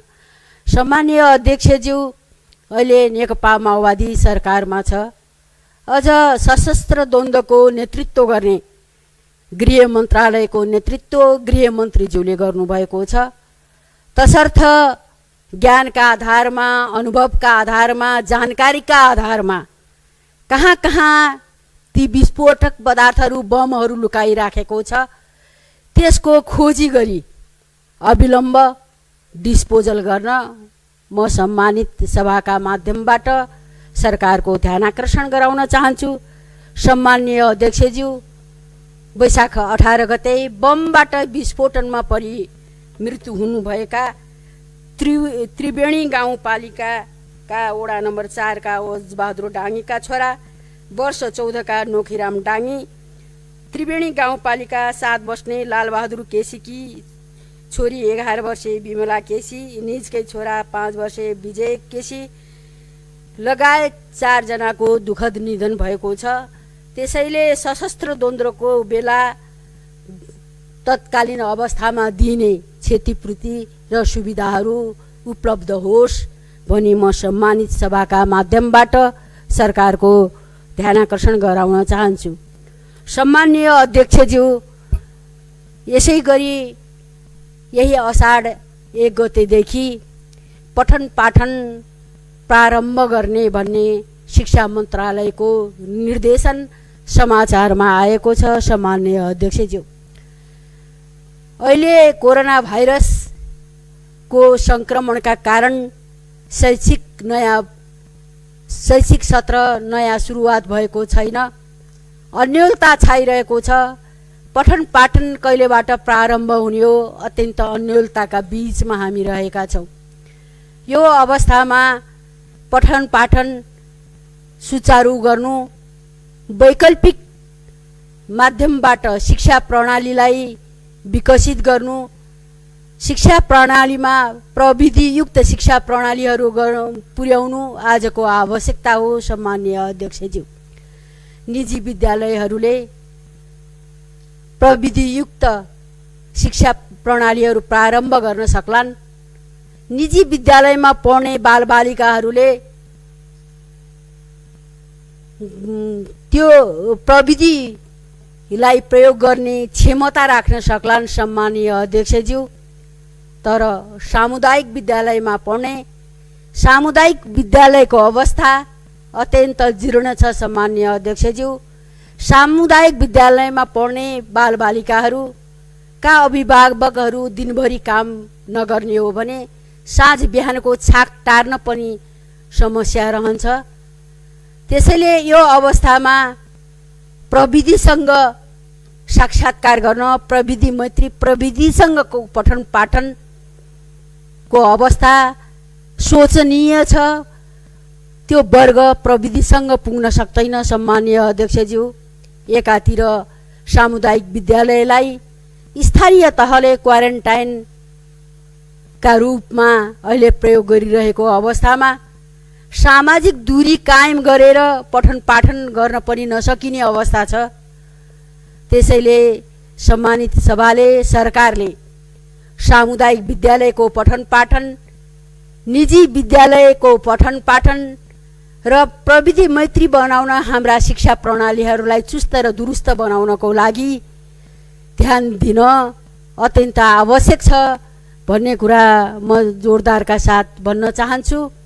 हामी चन्द्रमामा पनि बस्ती बसालिसकेको बेला, मङ्गल ग्रहमा बस्ती बसालिसकेको बेला हाम्रा कतिपय गाउँहरूमा इन्टरनेट भनेको के हो, कम्प्युटर भनेको के हो भन्ने अवस्थामा अझ पनि हाम्रा नागरिकहरू छन्। त्यसैले प्रविधिसँग पुर्याउन, त्यो अनुसारको विकास गर्न आवश्यकता हुँदाहुँदै पनि सरकारले पूर्वाधार निर्माण, सामुदायिक विद्यालयको स्तर उन्नति, त्यो स्तर उन्नतिसँगै प्रविधिसँग जुझ्ने दक्षताको सिप विकास गर्ने तर्फ सरकारको ध्यान जान सकेको छैन। अझ पनि प्रारम्भिक बाल विकासका शिक्षिकाहरू न्यून पारिश्रमिकमा काम गरिरहेको अवस्था छ। सम्मानीय अदालतले न्यूनतम पारिश्रमिक दिने आदेश गरे तापनि अझ त्यसको संशोधन बजेटबाट र सरकारले कुनै तरहबाट पनि गरेको छैन। त्यसैले सम्माननीय अध्यक्षज्यू, सम्मानित सभाका माध्यमबाट सरकारको शैक्षिक अवस्थाको सुधार गर्नको लागि, हाम्रा जनशक्तिहरूलाई विश्व बजारमा बिक्ने बनाउनको लागि, शिक्षा प्रणालीलाई सुधार गर्नको लागि ठोस योजना र कार्ययोजना आउन जरुरी छ भन्ने आफ्ना कुराहरू राख्दै बिदा हुन्छु। धन्यवाद। जय नेपाल। माननीय भैरव सुन्दर श्रेष्ठ, समय 10 मिनट। यसपछि मान्य शेखर कुमार सिंह। सम्माननीय अध्यक्षज्यू, मैले यतिखेर जाजरकोट जिल्ला र रुकुमको बीचमध्ये भएको जो एउटा घटना चाहिँ थियो, यो घटनाले सिङ्गो देशको ध्यान केन्द्रित गर्न सफल भएको छ। सरकारको ध्यान केन्द्रित भएको छ, राजनीतिक पार्टीको ध्यान केन्द्रित भएको चाहिँ छ, यहाँका बुद्धिजीवीहरू, यहाँका पत्रकारहरू सबैको ध्यान केन्द्रित गर्नमा सफल चाहिँ भएको चाहिँ छ। आज जाजरकोट जिल्लाको नाम र रुकुम जिल्लाको नाम यो ढङ्गले बुझिएको छ कि 21औं शताब्दीभित्र पनि यस्ता खालका घटनाहरू त्यहाँ हुँदो रहेछन् भन्ने कुरा यो घटनाले प्रश्न पारेको चाहिँ छ। हामी त्यो घटनाप्रति अत्यन्त दुःखी चाहिँ छौँ। जिल्ला शोकमग्न भएको चाहिँ छ। हामी आश्चर्यमा परेका छौँ। यो घटना हुँदै हुँदै जाँदा यो इभेनमा समेत प्रदेश आएर त्यहाँबाट समेत स्टेटमेन्ट बाहिर आएको अवस्था चाहिँ छ। म सम्माननीय अध्यक्षज्यूलाई भन्न चाहन्छु यही सदन मार्फत कि प्रेम गर्नुको अपराध चाहिँ थियो। प्रेम भन्ने कुरा त न प्रेमले जात हेर्छ, न धर्म हेर्छ, न संस्कृति हेर्छ। यो त प्रेम भन्ने कुरा यस्तो चाहिँ चिज हो, यो अनायासमै प्रेम सम्बन्धहरू चाहिँ हुने गर्छन्। प्रेम भन्ने कुरा, मृत्यु भन्ने कुरा, जन्म भन्ने कुरा सबैको निम्ति बराबर हुने विषय चाहिँ हो यो। न त प्रेम यही प्रेमसँग सम्बन्धित रहेर जाजरकोट जिल्ला निवासी भेरी नगरपालिका वार्ड नम्बर 4 बस्ने नवराज विक र चौरजारी नगरपालिका रुकुम जिल्ला बस्ने सुषमा मल्लका बीचमती विगत 1 वर्षभन्दा धेरै अगाडिदेखि उनीहरू दुईटाको बीचमा प्रेम सम्बन्ध चाहिँ थियो। जब त्यो प्रेम सम्बन्ध नवराज विक सोती गाउँमा जाने, सुषमा मल्ल जाजरकोट जिल्लाको नवराज विकको घरमती आउने यो क्रम चलिरहेको थियो। सामाजिक मान्यता अनुरूप उनीहरूले त्यो प्रेम सम्बन्धलाई वैवाहिक जीवनमती परिवर्तन गर्ने, वैवाहिक जीवनमा सम्बन्ध जोड्ने कुराहरू गरिरहेका चाहिँ थिए। यो घटनाको बारेमा, घटना हुनुभन्दा पूर्व प्रेम सम्बन्धका बारेमा नवराज विकको परिवारलाई पनि सबै कुरो थाहा छ। सुषमा मल्लको परिवारलाई पनि सबै कुरो थाहा छ। जाजरकोट जिल्ला प्रहरी कार्यालयमा दिएको निवेदन त्यसले पनि ती दुईटाको बीचमा प्रेम सम्बन्ध थियो भन्ने कुरो प्रश्न चाहिँ बोल्छ। त्यसै गरी चौरजारी नगरपालिकाभित्र रहेको इलाका प्रहरी कार्यालयमा दिएको निवेदनले पनि ती दुईटाको बीचमा प्रेम सम्बन्ध थियो भन्ने कुरा प्रश्न चाहिँ बुझिन्छ। त यही सन्दर्भमा अगाडि बढ्दै जाँदा यो ज्येष्ठ 10 गतेका दिन जुन अप्रिय घटना चाहिँ हुनु पुग्यो, त्यो घटनाको भन्दा अलि अगाडि म जान चाहन्छु। अध्यक्ष महोदय, सुषमा मल्लले यही ज्येष्ठ 9 गते, 8 गते 9 गते दुवै दिन उनले नवराज विकलाई फोन गर्छिन्। अब उनले के भन्छन् भन्दाखेरि अब यो हाम्रो प्रेम सम्बन्धलाई वैवाहिक जीवनमा चाहिँ परिवर्तन गर्नुपर्छ। तिमीलाई मेरो परिवारले सहजैसँग स्वीकार्ने अवस्था छैन। अस्ति आउँदा तिमीलाई अपमान चाहिँ भयो, तिमीलाई हान्ने काम चाहिँ भयो, तिमी प्रहरी कस्टडीमा बस्नुपर्ने काम चाहिँ भयो। यसको निम्ति आई एम भेरी सरी भनेर उनले आफ्नो मेसेन्जर मार्फत उनले चाहिँ ती कुराहरू भन्छन्। र ती दुईजनाको बीचमा वार्तालाप हुँदै गर्दा 10 गते आउने कुराहरू निश्चित चाहिँ हुन्छ। र उनले के भन्छन् भन्दा 10 गते आउनु त एक्लै नआउनु, एक्लै आउँदा अरू धेरै समस्याहरू पर्न सक्छन्, साथीहरूलाई लिएर आउनु भनेर उनले भनिसकेपछि नवराज विकले आफ्ना केही मिल्ने साथीहरूका बीचमध्ये कुरा राख्दै 10 गते उनीहरू घरबाट हिँड्छन्। र हिँड्ने क्रममध्ये त्यही भेरी नगरपालिकाको धल्ला भन्ने ठाउँमाथि सबै साथीहरूको जमघट हुँदै कोही साथीहरू चौरजारीबाट आउँछन्, कोही साथीहरू भेरी नगरपालिका वार्ड नम्बर 11बाट आउँछन्। र यी सबै साथीहरूको करिब 19 जनाको टिम त्यो करिब सोती गाउँमाथि दिनको 5 बजेतिर त्यहाँ चाहिँ पुग्छन्। वास्तवमा उनीहरूको उद्देश्य के थियो भने एउटै उद्देश्य थियो, सुषमा मल्ललाई आफूसँग वैवाहिक सम्बन्ध गराएर लिएर आउने, अर्थात् भगाएर ल्याउने। पहाडको प्रचलन भनेको एउटा गन्धर्व बिहासँग हामी चाहिँ सम्बन्धित भएको कारणले गर्दाखेरि मागेर बिहा चाहिँ नहुने चाहिँ भयो, हामी भागेर चाहिँ जान्छौँ भन्ने दुईटाको बिचमा सहमति भइसकेपछि नवराज विक लगायतका थुप्रै साथीहरू 19 जना साथीहरू त्यो गाउँमा चाहिँ पुग्छन्। र पुगिसकेपछि सुषमा मल्लको आमाले तिनीहरूलाई देख्छन् त उनले के भन्छन् भन्दा करिब त्यो सुषमा मल्लको घरदेखि 30 मिटरको दूरी चाहिँ भनिन्छ, 30 मिटरको दूरी माथिबाट देखिसकेपछि उनले शङ्का गर्छिन् र केही कुराहरू उनले भन्छन्, अप्रिय शब्दहरू त्यहाँ भन्छन्। यो डुम, मैले यो सम्मान्य सदनमा यो चाहिँ शब्द भन्नुहुँदा मलाई दुःख लागिरहेको छ। त त्यहाँ भनेको शब्द के छ भन्दाखेरि यो डुम अस्ति पनि आएर पिटाइ खाएर गयो, अहिले फेरि पनि यो चाहिँ धेरै मानिस लिएर आएको छ, यसलाई आज यहाँ नमारी छोडिँदैन भनेर उनले त्यसरी भनेको। पछि त्यहाँ थुप्रै मान्छेहरूलाई बोलाउने काम गरिन्छ। मान्छे धेरै आउने भएपछि ती केटाहरू 21 वर्षभन्दा माथिको उमेरका कोही पनि चाहिँ थिएनन्। ती केटाहरूले के महसुस गर्छन् भन्दा त्यो नवराज विक लगायत सबैले के भन्छन् भन्दा अब यहाँ अप्रिय घटना हुन्छ, त्यो अप्रिय घटना हुनुभन्दा त हामी यहाँबाट फर्किनुपर्छ भनेर उनीहरू एउटा खुसी राज्य साथ चाहिँ सायद बिग्रिहाल्यो। अब यो सायदमा यस्तो कुराहरू हामीप्रति प्रहार चाहिँ भएको चाहिँ छ, गाल गरिएको छ, डुम बनिएको छ, अब हामी यहाँबाट फर्क्यौँ भनेर उनीहरू आफ्नो घरतिर आउनका निम्ति त्यो मध्य पहाडी राजमार्ग त्यहीसँग जोडिएको तल अलि 200-300 मिटर तल चाहिँ मध्य पहाडी राजमार्ग चाहिँ छ। त्यो राजमार्गमा आउने क्रममाथि एउटा पानीको कुवा चाहिँ भेटिन्छ। त्यो कुवामा पानी खाएर उनीहरू फर्किने तर्खरमा चाहिँ थिए। त्यतिकैमा एकजना मानिस आएर उनलाई भन्छन् कि बाबुहरू तपाईँहरू कहाँबाट चाहिँ आउनुभयो, तपाईँहरू कुवामा पानी किन खानुहुन्छ, घरमा बसेर पानी खानुहोस्, त्यहाँ काफल पनि छन्, काफल पनि खाएर जानुहोस् भन्ने कुरा ती एकजना मान्छेले भनिसकेपछि केटाहरूलाई शङ्का लाग्छ।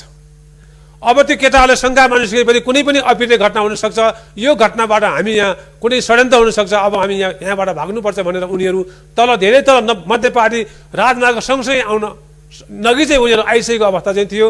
त्यही आउने क्रममध्ये एउटा ढुङ्गा चाहिँ भेटिन्छ, त्यो ढुङ्गा ठुलो ढुङ्गामध्ये उनीहरू बस्न अब आफ्नो घरमा जाने कुराहरू भइरहेको चाहिँ थियो। त्यसै बेला एकाएक माथिबाट ढुङ्गा चाहिँ प्रहार चाहिँ गरिन्छ। त्यो ढुङ्गा प्रहार गर्नेको सङ्ख्या करिब 100 जनाको हाराहारीमा आयो भन्ने कुराहरू भन्ने गरिन्छ। 100 जना थिए या 80-90 जना थिए, कति थिए, ती प्रत्यक्षदर्शीहरूले देखेको विषय चाहिँ हो।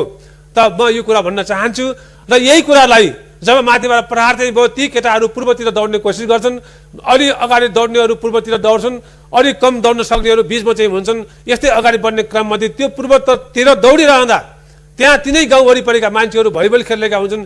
ती भलिबल खेल्नेहरूले पनि त्यो दौडेको दृश्य देखिसकेपछि फेरि उनीहरूलाई पूर्वतिरबाट पश्चिमतिर खेल्न चाहिँ सुरु गरिन्छ अनि उनीहरू भागदौड निकै चाहिँ हुन्छ।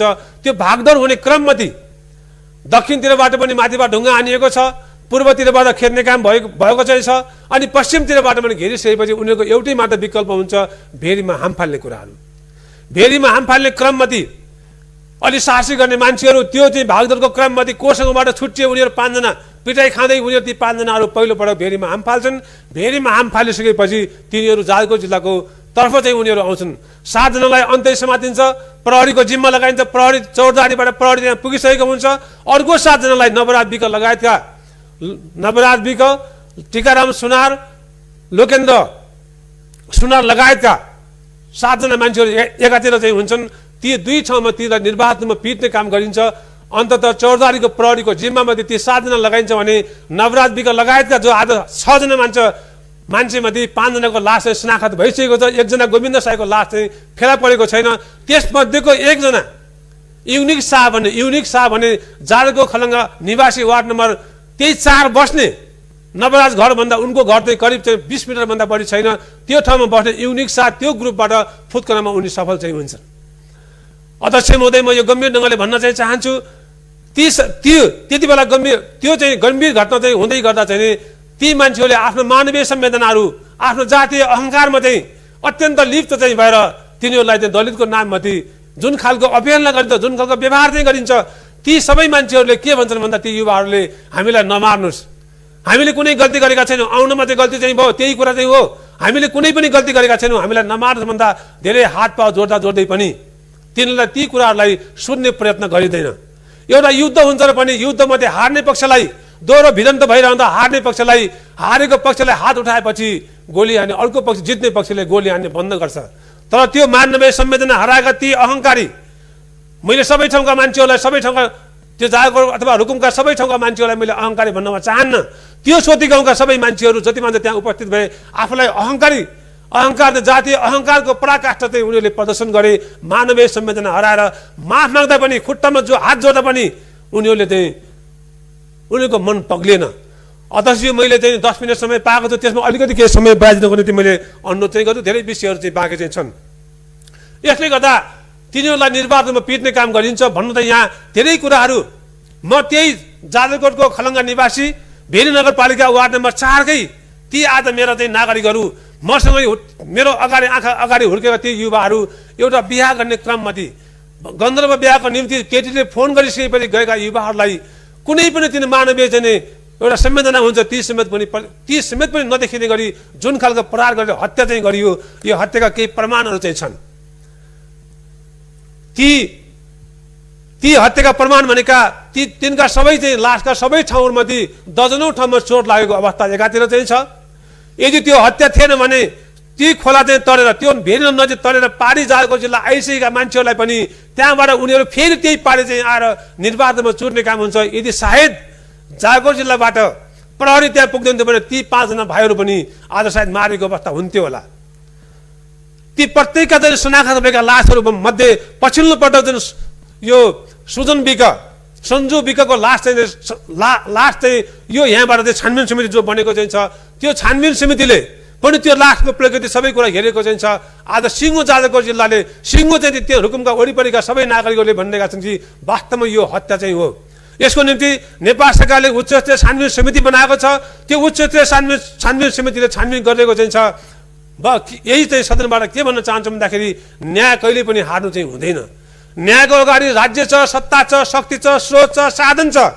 यी समाजका कुरीतिहरू कुरिवादहरूले कहिले पनि जित्नु चाहिँ हुँदैन। त्यस्ता चाहिँ हत्याराहरूलाई कानुनको कठघरामा ल्याउनुपर्छ। फौजदारी अभियोग सम्बन्धी मुद्दा दर्ता भएको चाहिँ छ, छानबिन भइरहेको चाहिँ छ। आज दिनौँ जस्तो जागो जिल्लामा ती जुलुस भएका छन्, ती जुलुसप्रति नारा लागिरहेका छन्। ती नाराप्रति हामी अत्यन्तै संवेदनशील भएका छौँ र हामीले सम्झाएका चाहिँ छौँ। सरकार छ, मैले यो घटना मलाई 11 गते मलाई यो घटनाको बारेमा आउने बित्तिकै मैले सम्माननीय प्रधानमन्त्रीको सचिवालयमा फोन गरेको छु। आफ्नो म सम्बद्ध रहेको नेपाल कम्युनिस्ट पार्टीको महासचिवलाई फोन गरेको छु। मैले 1 मिनट चाहिँ अध्यक्षको समय चाहिँ माग्न चाहन्छु।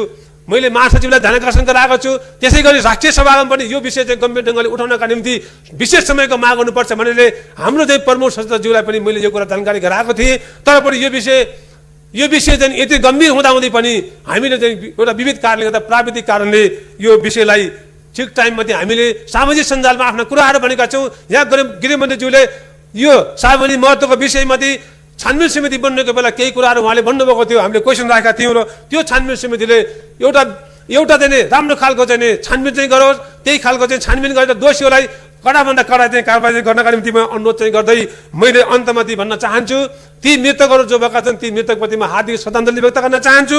त्यसै गरी ती मृतकका चाहिँ परिवारजनप्रति संवेदना व्यक्त गर्न चाहन्छु।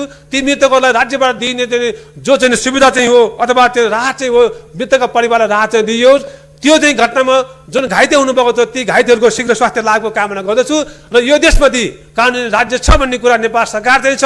यो सरकार भनेको जनताले निर्वाचित गरेको सर्वहारा श्रमजीवी वर्गको मुक्तिका निम्ति लागेको सरकार चाहिँ भएकोले यस्ता खालका सामन्तवादको अवशेषका रूपमा रहेका यस्ता कुरीतिहरूलाई कदापि हामी सहन सक्नु हुँदैन। यस्ता कुरीतिहरूका विरुद्धमा हामी सबै राजनीतिक पार्टीहरू एक भई हामी सबै यसका विरुद्धमा चाहिँ जानु चाहिँ पर्छ। यस्ता चाहिँ यही कुराहरू म राख्न चाहँदै एउटा अन्तमा एउटा कुरा भन्न चाहन्छु। तर पनि म पनि के भन्न चाहन्छु भने आज सत्तापक्षका मान्यजीहरू पनि यो कुरा चाहिँ प्रतिनिधि सभा भन्नुभएको छ, हामी चाहिँ राष्ट्रिय सभामा सबैले कुरा उठाएका छौँ। त यो चाहिँ घटनालाई राजनीतिक कलर चाहिँ नदियोस्। यो सबैको साझा समस्या चाहिँ हो। यस्ता कुरीतिहरूका विरुद्धमा हामी सबै चाहिँ लाग्नु चाहिँ पर्छ। देशमा संविधान बनेको छ, देशमा चाहिँ गणतन्त्र आइसकेको छ, जनताले अन्यायमा परेका जनताहरूले न्याय पाउनुपर्छ भन्ने कुरामा हामी लागेका छौँ भने यसलाई राजनीतिकरण नगरौँ र यो हत्याराहरूलाई जतिसक्दो छिटो समातिएको छ तिनलाई कारबाहीको दायरामा ल्याएर जेलमा राख्ने कुराहरू गरियोस्। ती मृतकहरूलाई सम्मानपूर्वक चाहिँ सम्मान गरियोस् र त्यो अर्को एउटा लास पाइएको छैन, त्यो लास चाहिँ गोविन्द साईको लास अहिलेसम्म पाइएको छैन। त्यसको खोजी कार्य पनि तीव्रता रूपमा हुँदै जाओस्। यद्यपि गोताखोर त्यहाँ लागिराख्नु भएको छ फेरि पनि यो लास छिटो पाइयोस् भन्ने कुराहरू राख्दै मैले आफ्नो भनाइ टुङ्गाएँ। धन्यवाद। माननीय शेखर कुमार सिंह, समय 7 मिनट। यसपछि मान्य दिलकुमारी रावल थापा पार्वती। सम्माननीय अध्यक्षज्यू, अब यो कोभिड-19 को महाप्रकोप भन्दा पनि अब हामी थाक्न लागे जस्तो लागेको छ। तापनि के गरौँ, परिस्थितिले बेबस बनाउँछ। हाम्रो 2 नम्बर प्रदेशको सुरु जिल्ला सप्तरीदेखि पर्सासम्मै दिनहुँ आवागमनको चाप बढ्दै गएको अवस्थामा त्यो सँगसँगै हाम्रो कोभिड-19 को चाप पनि अति नै तीव्र गतिले बढ्दै गएका छन्। त्यसमा खाँचो छ त परीक्षण किटको खाँचो हो। त्यसलाई कुन हिसाबले व्यवस्थित पारेर सिङ्गे 2 नम्बर प्रदेश मात्रै होइन सिङ्गे देशमा हामीले यथाशीघ्र यो परीक्षण किट उपलब्ध गराउन समुचित व्यवस्था मिलाउनु पर्छ राज्यले। नभए दिनहुँ बिहान एक थरी सुन्छु, दिउँसो एक थरीका आवाज आउँछ, बेलुका त थाम्नै नसक्नेका आवाजहरू पनि आउँछ। के गर्ने? कहिले सोचे पनि थिएन यत्रो ठुलो क्वारेन्टाइनको अवस्था पर्छ, कहिले सोचे पनि थिएन आइसोलेसनमा पनि यतिजनाले हामीले नेपाली दाजुभाइलाई जानुपर्छ। तर गरौँ के? कसैले जानी जानी ल्याएको होइन। यो महामारीले दिएको अभिशापका कारणले हामी जो झेलिरहेका छौँ त्यसमा म विश्वास छु जो राजपक्ष पनि यसमा हाम्रा पाइलामा पाइला मिलाएर हिँड्नै हुन्छ। त्यसमा हाम्रा स्थानीय तहदेखि प्रदेश सरकारसम्म पनि लागि परि नै राख्नु भएको छ। यसलाई गम्भीरतापूर्वक राज्यले लिएर यसको समुचित व्यवस्था गरियोस्, यो पहिलो माग हो मेरो। दोस्रो माग सामान्य अध्यक्ष महोदय, यो कोभिड-19 को बन्दाबन्दी के कारणले हामीले कृषिमा ठूलो क्षति बेहोरिसकेका छौँ। बेहोरिसक्यो त्यो जति हरियो सागसब्जी थियो त्यो कुहिएर खेतमा गयो, त्यो पसल र बजारमा आउन पाएन। अगर हामीले व्यवस्था सोचिया भए स्थानीय सरकार यसै बखतको लागि हुन्छ। मैले यो सदन सम्मानित सदनमा जाहेर पनि गरेका थिएँ। उनीहरूले त्यसले समुचित व्यवस्था गरेर बजारसम्म पुर्याइदिया भए आज किसान पनि यति मारमा पर्ने थिएन, उपभोग वस्तुकर्ताहरूले पनि यति महँगो सागसब्जीको मारमा पर्ने थिएन। हामी दोहोरो मारमा पर्दा पर्दै पनि हाम्रो सागसब्जीहरू खेतमै तुहेर गए। दुध जन पदार्थ जस्तो पवित्र पदार्थ त्यो पनि आवेशमा आएर हाम्रा किसान वर्गहरू भूमिमै खनाएर पठाउनु भएको रहेछ। त्यस्तै अहिले आउन लाग्या हुन त यसपालि धेरै क्षति भएको छ। त्यो फलमा पनि आँप र लिची हो। यसलाई पनि बजार व्यवस्थापनको समुचित व्यवस्था गरिएन र यसमा पनि अगर कसैलाई जिम्मेवार बनाइएन भने करोडौं करोडको क्षति फेरि पुनः हामीले बेहोर्नु पर्ने अवस्था आइसकेको छ सामान्य अध्यक्षज्यू। यसैलाई अहिले लगभग 10 दिन जति छ। 10 दिनको बीचमा हामीले कृषि तर्फबाट युद्ध स्तरमा तयारी गरेर यो फलको पनि समुचित व्यवस्था गर्न सक्यो भने त्यो फल बेचेर पनि केही छाक टार्ने उपाय त हुन्छ सामान्य अध्यक्ष महोदय। त्यसकारणले यसमा पनि सरकारको ध्यान पुगेकै होला। मैले निवेदन गर्दाखेरि अझ पुग्छ भन्ने म आशा राखेको छु। त्यस्तै सभामुख महोदय, हाम्रो सप्तरीका प्रवेश नाकामै एउटा शक्तिपीठ भन्ने माँ कङ्कालिनीको मन्दिर छ। त्यहाँ माँ कङ्कालिनी मन्दिरसँग टाँसेकै उत्तरपट्टि लगभग 3 बिघाको जलाशय छ। त्यो जलाशयमा धेरै खर्च होइन, अलिकति खर्च गरेर समुचित व्यवस्था गरिदियोदेखि त्यो जलाशयको नाफाले पनि त्यो शक्तिपीठले पनि हुन्छ र त्यहाँ आउने पाँचपुटा गर्ने व्यक्तिले पनि त्यहाँ रमाउन सक्छ, अलिकति भुलाउने काम पनि हुन्छ। सँगसँगै अब यो त अलिक कठोर कुरो हो तर मैले भन्न पर्ने बाध्य छ। हामी शक्तिपीठ भन्छौँ, हामी माताको दर्शन गर्न जान्छौँ, तर त्यहाँ एउटा मादक पदार्थका पसलहरूको एउटा डिस्टेन्स पनि मेन्टेन गरिदिँदैनौँ। सक्यो भने ती मुखमै राखिदिन्छौँ। त्यसै कारणले सरकारले कम्तीमा 300 देखि 400 मिटरको दूरीमा राखिदिएदेखि त सहजै हुन्थ्यो। त्यो एउटा शक्तिपीठको जो एउटा महानता छ र बोध छ र सबै तीर्थयात्रुहरूले एउटा तीर्थस्थलमा आइपुगेपछि जो एउटा आनन्दको अभाव हुन्छ त्यो पनि लिन सकिन्छ। त्यस्तै सामान्य अध्यक्ष महोदय, हाम्रो मुलुकबाट करिब करिब सांस्कृतिक शिक्षा संस्कृतमा पढाइ हुने शिक्षाको न्यूनतम अवस्थामा हामी झरिसकेका छौँ। त्यसको परिणाम पनि हामी भोगिराखेका छौँ सामान्यजी अध्यक्ष महोदय। संस्कृतै रहेन भने समाज कसरी संस्कृत बन्न सक्छ? त्यसैमा एउटा संस्कृत विद्यापीठ सप्तरीमै महाकङ्कालीमा पर्याप्त स्थानहरू पनि छ, त्यहाँ राखिदिएदेखि राम्रो हुने थियो भने म आग्रह गर्न चाहन्छु। सँगै म 1 मिनटको समय मात्र माग गर्दै हाम्रो तिलाठी कोइलाडी गाउँपालिकामा पुरै उत्तरबाट बनेर आइसकेका छ बाँध खारोमा 500 मिटरको दूरीको कारणले गर्दा सम्पूर्ण तिलाठी बस्ती, लोनिया बस्ती लगायतका सबै 4 फिट 5 फिटको पानी बेहोर्नु परेछ। मलाई उम्मिद छ सायद सामान्य अध्यक्षजीको पनि नजर पक्कै भएको छ, त्यसमा ध्यान दिएर त्यो 500 मिटरको जो दूरीमा मुआवजा तिर्नुपर्ने व्यवस्था मिलाइदिएर त्यो तत्पन्द बनाउने काम सजिलो होस्। यति भन्दै आफ्नो पाइलो बत्ती पनि बढिसकेको छ। म आफ्नो दृश्यदेखि अन्त गर्छु। धन्यवाद। माननीय दिलकुमारी रावल थापा पार्वती, समय 7 मिनट। यसपछि माननीय प्रकाश पन्त।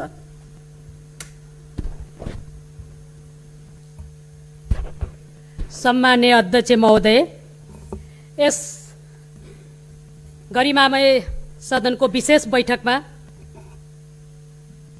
म आज केही महत्त्वपूर्ण जनसरोकार, जनस्वास्थ्य, त्यसभित्र पनि मानव नयाँ जीवन सिर्जना गर्ने जननी मातृशक्ति जो आफ्नो प्रसव पीडालाई भुलेर आफ्नो प्राणभन्दा पनि बढी महत्त्व सिर्जनालाई दिने ती महान शक्ति गर्भवती तथा सुत्केरी आमाहरूको स्वास्थ्य अवस्थाबारे आफ्ना अनुभूति सहितका विचारहरू प्रस्तुत गर्न चाहन्छु। कोरोनाको विश्वव्यापी महामारीले संक्रमणको त्रासबाट अघि बढिरहेका छौँ। आजसम्म हाम्रो देशभित्र कोरोनाको कारण 1811 जना संक्रमित भएका छन् भने 8 जनाको मृत्यु, 1569 जना आइसोलेसनमा, 1,13,757 जना क्वारेन्टाइनमा रहेको र 211 जना उपचारपछि निको भएर घर फर्केको सरकारी सूचना र तथ्याङ्क जारी भएको छ। यसको जोखिम बढ्दो क्रममा नै रहेको हुँदा म सबै आम नागरिकलाई संयमित रहन, सरकारले जारी गरेको नीति तथा निर्देशनलाई कडाइका साथ पालना गर्न, संक्रमितप्रति सद्भाव राख्नको लागि हार्दिक अनुरोध गर्दछु। कोरोना भाइरस संक्रमण र जोखिमका कारण विगत लामो समयदेखि हामी लकडाउनको अवस्थामा छौँ। हरेक आपद विपद संक्रमणले पहिलो जोखिम पार्ने गर्भवती महिला, सुत्केरी, नवजात शिशु, बालबालिका, अशक्त, ज्येष्ठ नागरिक, अपाङ्ग भएका व्यक्तिहरू नै हुन्। शारीरिक मानसिक रूपले पनि बढी संवेदनशील अवस्थामा रहेका गर्भवती तथा सुत्केरी अवस्था, त्यसमा पनि हाम्रो समाजमा महिलाहरूभित्र गर्भवती र सुत्केरी महिलाहरूमाथि गरिने परम्परागत अन्धविश्वासी रूढिवादी चलन र व्यवहारले पनि उनीहरूको स्वास्थ्यमा गम्भीर असर पुर्याउँदै आएको छ, जारी छ। हालको कोरोना संक्रमणको अवस्थामा पनि गर्भवती र सुत्केरी महिलाहरूको आवश्यक उपचार र सेवा अभावका कारण 58 जना गर्भवती तथा सुत्केरी महिलाहरूले मृत्युवरण गरेको समाचारहरू पत्र पत्रिकामा आएका छन्। यसतर्फ म सरकारको गम्भीर ध्यान आकर्षण गराउन चाहन्छु। यसको आधिकारिकता के हो, यस सम्मानित सदनमा सरकारको तर्फबाट जानकारी गराउन म माग गर्दछु। कोरोनाको विश्वव्यापी महामारीले फैलावसँगै गर्भवती र प्रजनन उमेरका महिलाहरूलाई स्वास्थ्य सेवाको प्रवाहबारे स्पष्ट भएको पाएको छैन। सही जानकारीको अभावमा कयौं गर्भवतीहरूले ज्यान गइरहेको छ भने कयौंले नचाहँदै पनि गर्भवती हुन परेको अवस्था पनि छ। तथ्य र ठोस जानकारी प्रवाह गर्नु आजको प्रमुख आवश्यकता हो। गर्भवती महिलाहरू जो बेरोजगारीको जोखिममा पनि यो गर्भवती महिलाहरू जो जोखिममा पनि रहेका छन्, यो अवस्थामा चिन्ता र चासो पनि बढेको छ। तिनै तहका सरकार, नागरिक समाज, सामाजिक सङ्घ संस्था, गैर सरकारी संस्थाहरूले यसको जोखिम र उपचार, रोकथाम उपायहरूबारे व्यापक जानकारी गराउन जरुरी पनि छ। म सम्बन्धित निकायको ध्यान आकर्षण गराउन चाहन्छु। जोखिममा रहेका महिला, किशोरीहरूलाई छुट्टै निर्देशिका बनाई सरकारले लागू गरोस् भनी म माग गर्दछु। एउटा आमाको जीवनमा पहिलो बच्चा जन्माउने कुरा अत्यन्तै उत्साहपूर्ण हुन्छ, कौतूहलपूर्ण हुन्छ, आनन्दको छेड पनि रहने कुरा म जानकारी गराउन चाहन्छु। तर आजको प्रक्रिया डर, आशंका भए पीडामा परिणत भएको छ। त्यसैले पनि म यस विषयमा उचित ढङ्गले समस्या समाधान गर्न सरकारको ध्यान आकर्षण गराउन चाहन्छु। स्वास्थ्य संस्थामा गर्भवती महिलाहरू, सुत्केरीहरूलाई भयरहित ढङ्गबाट त्यहाँ जान सक्ने, आफ्नो उपचार लिन सक्ने स्थिति निर्माण गरियोस् म माग गर्दछु। लकडाउनको अवस्थामा महिलाहरूमाथि घरेलु हिंसा, सामाजिक हिंसा, बलात्कार, हत्या, आत्महत्याका घटनाहरू बढोत्तरी भएका तथ्यहरू सार्वजनिक भएका छन्। महिलाहरू कामबाट विमुख भएका छन्। कैयौँ महिलाहरू सन्तुलित आहार र औषधि अभावमा कडा रोगसँग जुझ्न बाध्य भएका छन् र गर्भावस्थालाई व्यवस्था गर्न कठिनाई उत्पन्न पनि भएको छ। म सरकारको ध्यान यसतर्फ आकर्षण गराउन चाहन्छु। सिङ्गो राज्यको ध्यान अहिले कोरोना व्यवस्थापनमा गइरहेको अवस्थामा महिलाहरूको हिंसा विरुद्ध बोल्ने, आवाज उठाउने र न्यायका लागि पहल गर्न नसकिरहेको अवस्था छ। यसमा सुधार ल्याउन म सरकारसँग जोरदार माग गर्छु। महिलाहरूलाई उचित स्वास्थ्य परामर्श, स्वास्थ्य सेवा, कानुनी उपचार, महिलाहरूको सुरक्षामा विशेष ध्यान पुर्याउन आग्रह गर्दछु। सम्मान्य अध्यक्ष महोदय, रुकुममा भएको अमानवीय घटनाको म घोर निन्दा गर्दछु। अपराधमा संलग्नलाई कानुनी दायरामा ल्याई कडा कारबाहीको माग गर्दछु। मृतकप्रति श्रद्धाञ्जली अर्पण गर्दछु र पीडित परिवारलाई गहिरो संवेदना व्यक्त गर्छु। यस्ता अमानवीय घटनाहरू हुन नदिन सरकार गम्भीर ध्यान आकर्षण गराउँदछु। सम्मान्य अध्यक्ष महोदय, भारतबाट नेपाल फर्किएका सल्यानतर्फ जाँदै गरेका हायस गाडी बाँकेमा दुर्घटनामा परि ज्यान गुमाउनेहरूप्रति हार्दिक श्रद्धाञ्जली अर्पण गर्दछु। शोक सन्तप्त परिवारजनमा गहिरो संवेदना व्यक्त गर्दछु। उक्त दुर्घटना परि घाइते हुनु भएका सबैप्रति शीघ्र पूर्ण स्वास्थ्य कामना गर्दछु। धन्यवाद।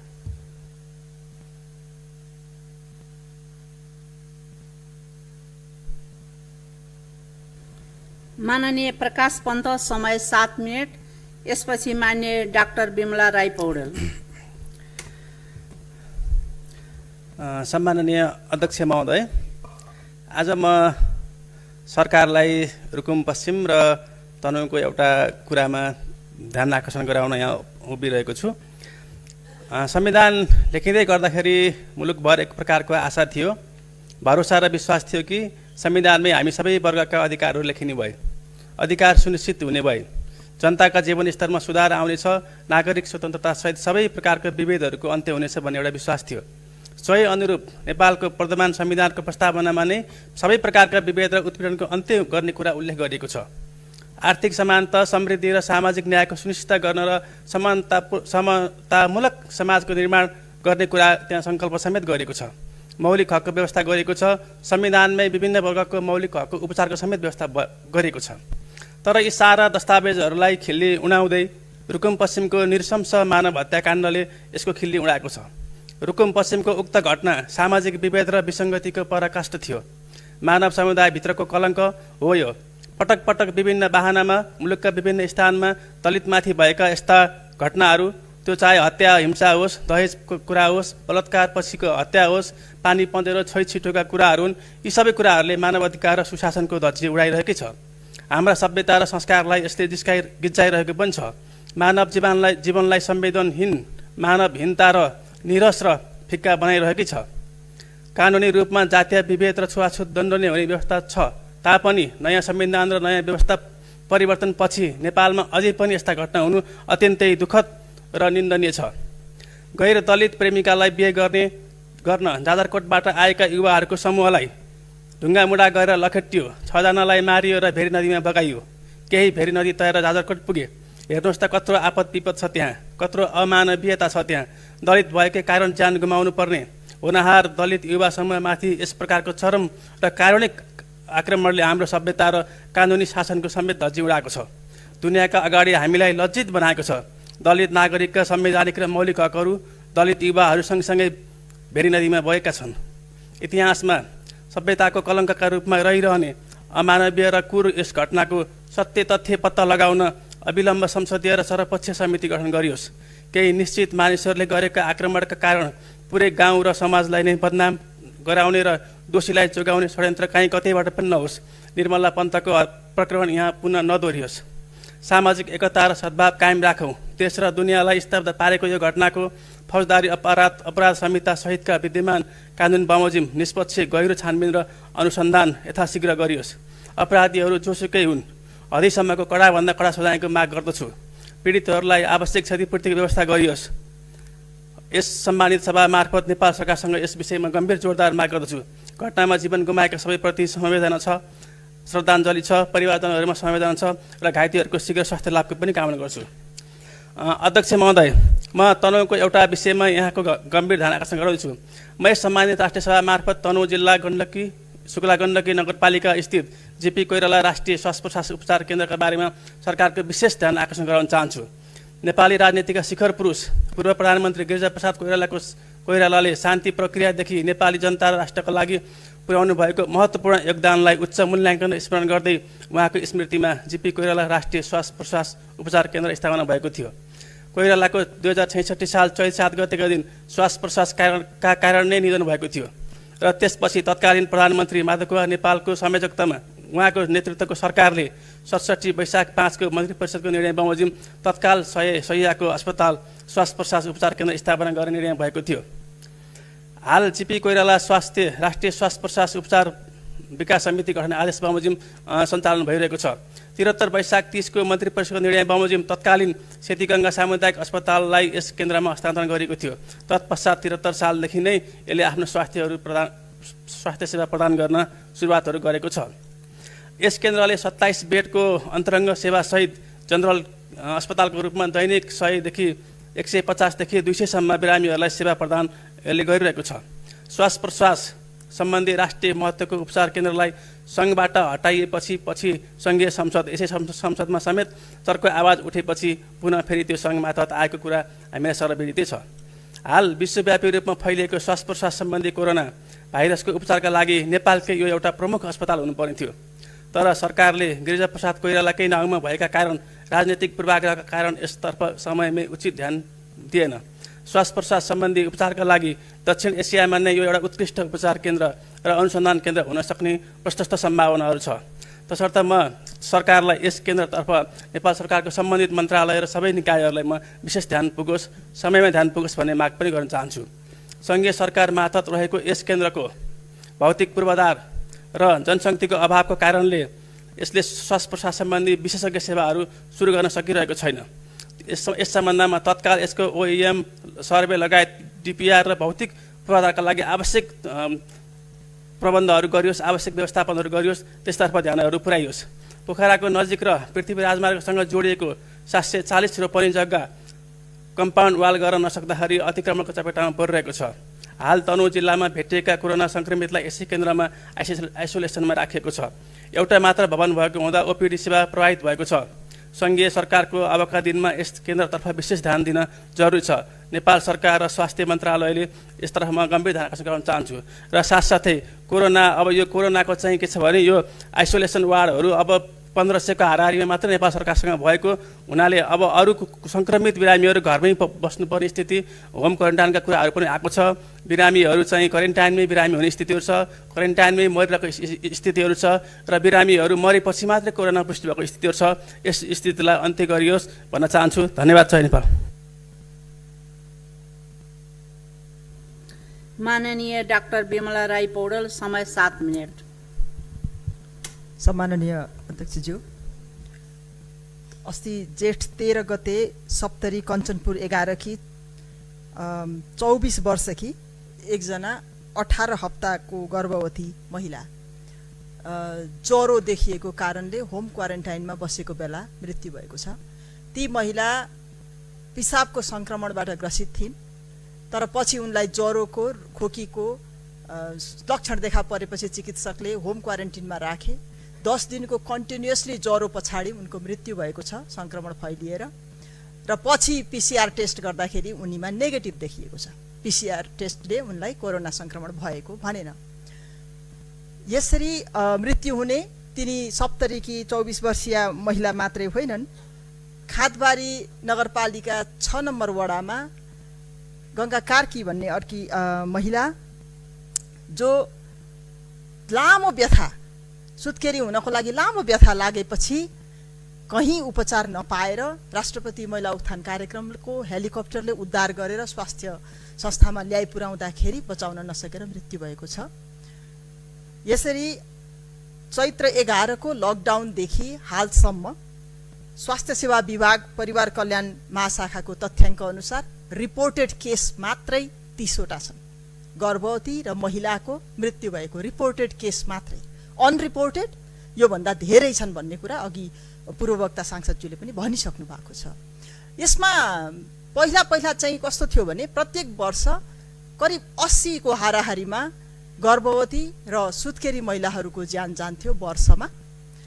एक वर्षमा करिब 80 को हाराहारीमा जाने अहिले 2 महिनाको अवधिमा 30 वटा त रिपोर्टेड केस नै भएका छन्। अनि फरक के छ भने पहिला थाहा नभएर धेरै जसो घरमै चाहिँ मृत्यु हुने थियो भने अहिले चाहिँ स्वास्थ्यकर्मी हुँदा हुँदै पनि कसैको होम क्वारेन्टाइनमा र कसैको स्वास्थ्य संस्थामा मृत्यु भएको छ। यसको कारण चाहिँ जनस्वास्थ्य विज्ञहरूले के बताउनुहुन्छ भनेदेखि PPE को अभाव र PCR टेस्टको प्राथमिकता सुत्केरी गर्भवतीमा नहुनु।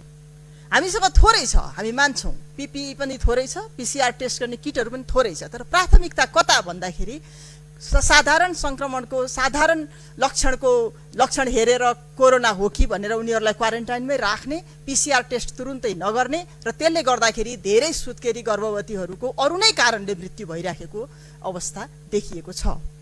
र यो लकडाउनको पनि एउटा उपज हो, किनभने लकडाउनमा उहाँहरूले सजिलोसँग अस्पताल जान पाउनु भएको छैन।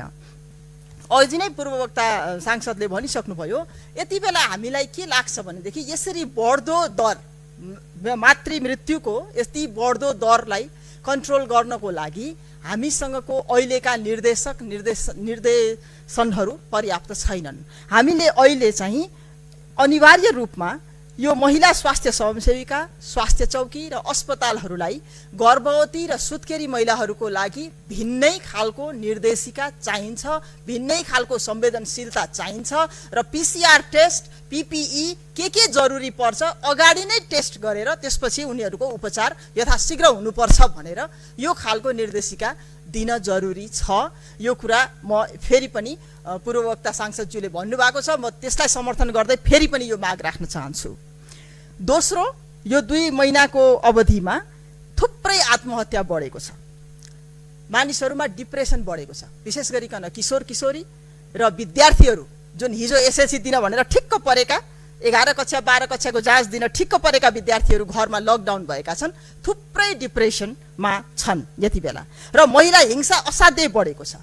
अस्ति भर्खर यही हप्ताको तथ्याङ्क हो, आत्महत्या 1000 भन्दा बढी भएको छ लकडाउनको पिरियडमा भनेदेखि रिपोर्टमा आएका घरेलु हिंसा 465 र त्यसमा महिला हिंसा 139 रिपोर्टमा आएका, रिपोर्टमा नआएका यो भन्दा धेरै छन् अध्यक्षज्यू।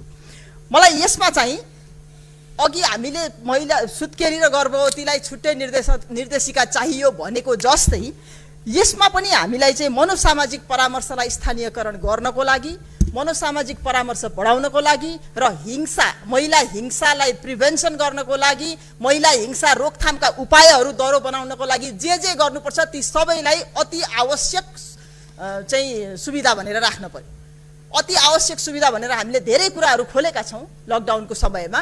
महिला हिंसाको रोकथाम पनि अति आवश्यक सुविधा हो, मनोसामाजिक चिकित्सा पनि अति आवश्यक सुविधा हो र यसलाई अति आवश्यक सेवा र सुविधामा दर्ज गरिनुपर्छ भनेर पनि म यहाँ माग गर्न चाहन्छु।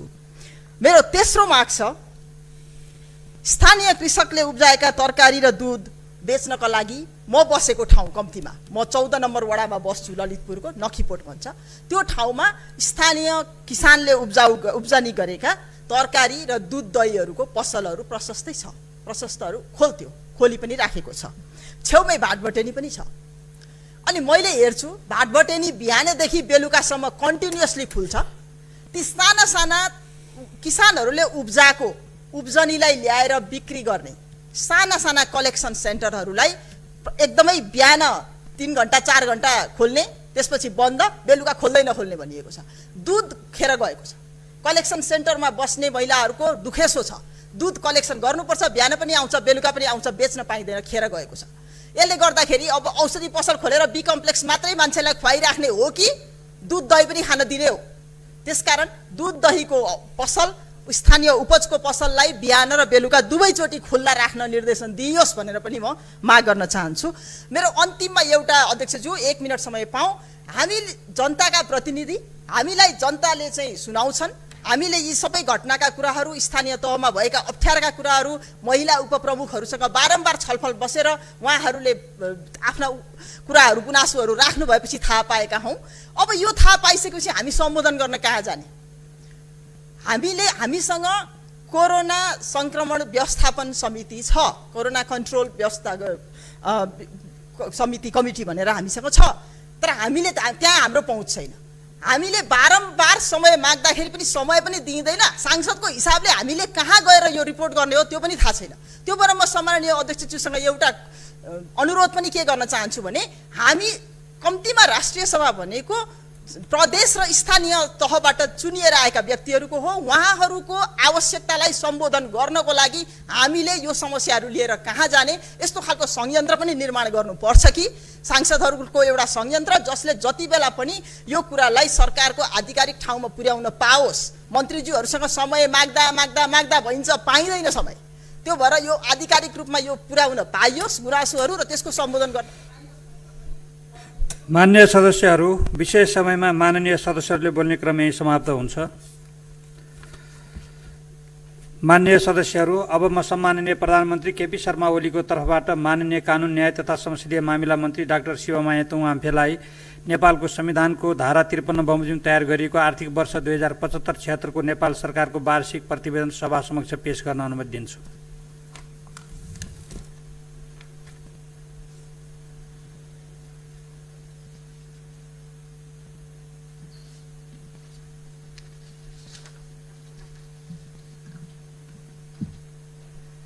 सम्माननीय अध्यक्ष महोदयको अनुमतिले नेपालको संविधानको धारा 53 बमोजिम तयार गरिएको आर्थिक वर्ष 2075-76 को नेपाल सरकारको वार्षिक प्रतिवेदन सभा समक्ष पेश गर्दछु। धन्यवाद।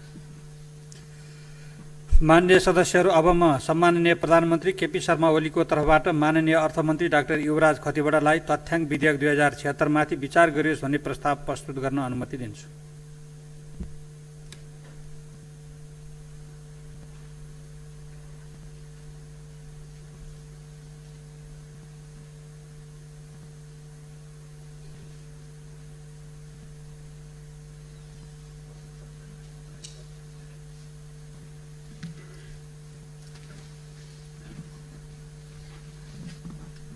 सम्माननीय अध्यक्ष महोदयको अनुमतिले तथ्याङ्क विधेयक 2076 माथि विचार गरियोस् भन्ने प्रस्ताव सभा समक्ष पेश गर्दछु। धन्यवाद। माननीय सदस्यहरू, सम्माननीय प्रधानमन्त्री केपी शर्मा ओलीको तर्फबाट माननीय अर्थमन्त्री डाक्टर युवराज खतिवड़ाले पेश गर्नुभएको तथ्याङ्क विधेयक 2076 माथि विचार गरियोस् भन्ने प्रस्तावमाथिको छलफल प्रारम्भ हुन्छ। यस क्रममा विधेयकको सैद्धान्तिक पक्षमा मात्र छलफल हुने बेहोरा जानकारी गराउँछु। छलफलमा भाग लिन चाहनुहुने माननीय सदस्यहरूले आफ्नो नाम अध्यक्षको डाँडसँगै बसेका सचिवालयका कर्मचारीहरूलाई उपलब्ध गराइदिनु हुन अनुरोध गर्दछु। समय 3 मिनट रहनेछ। माननीय जितनारायण देव।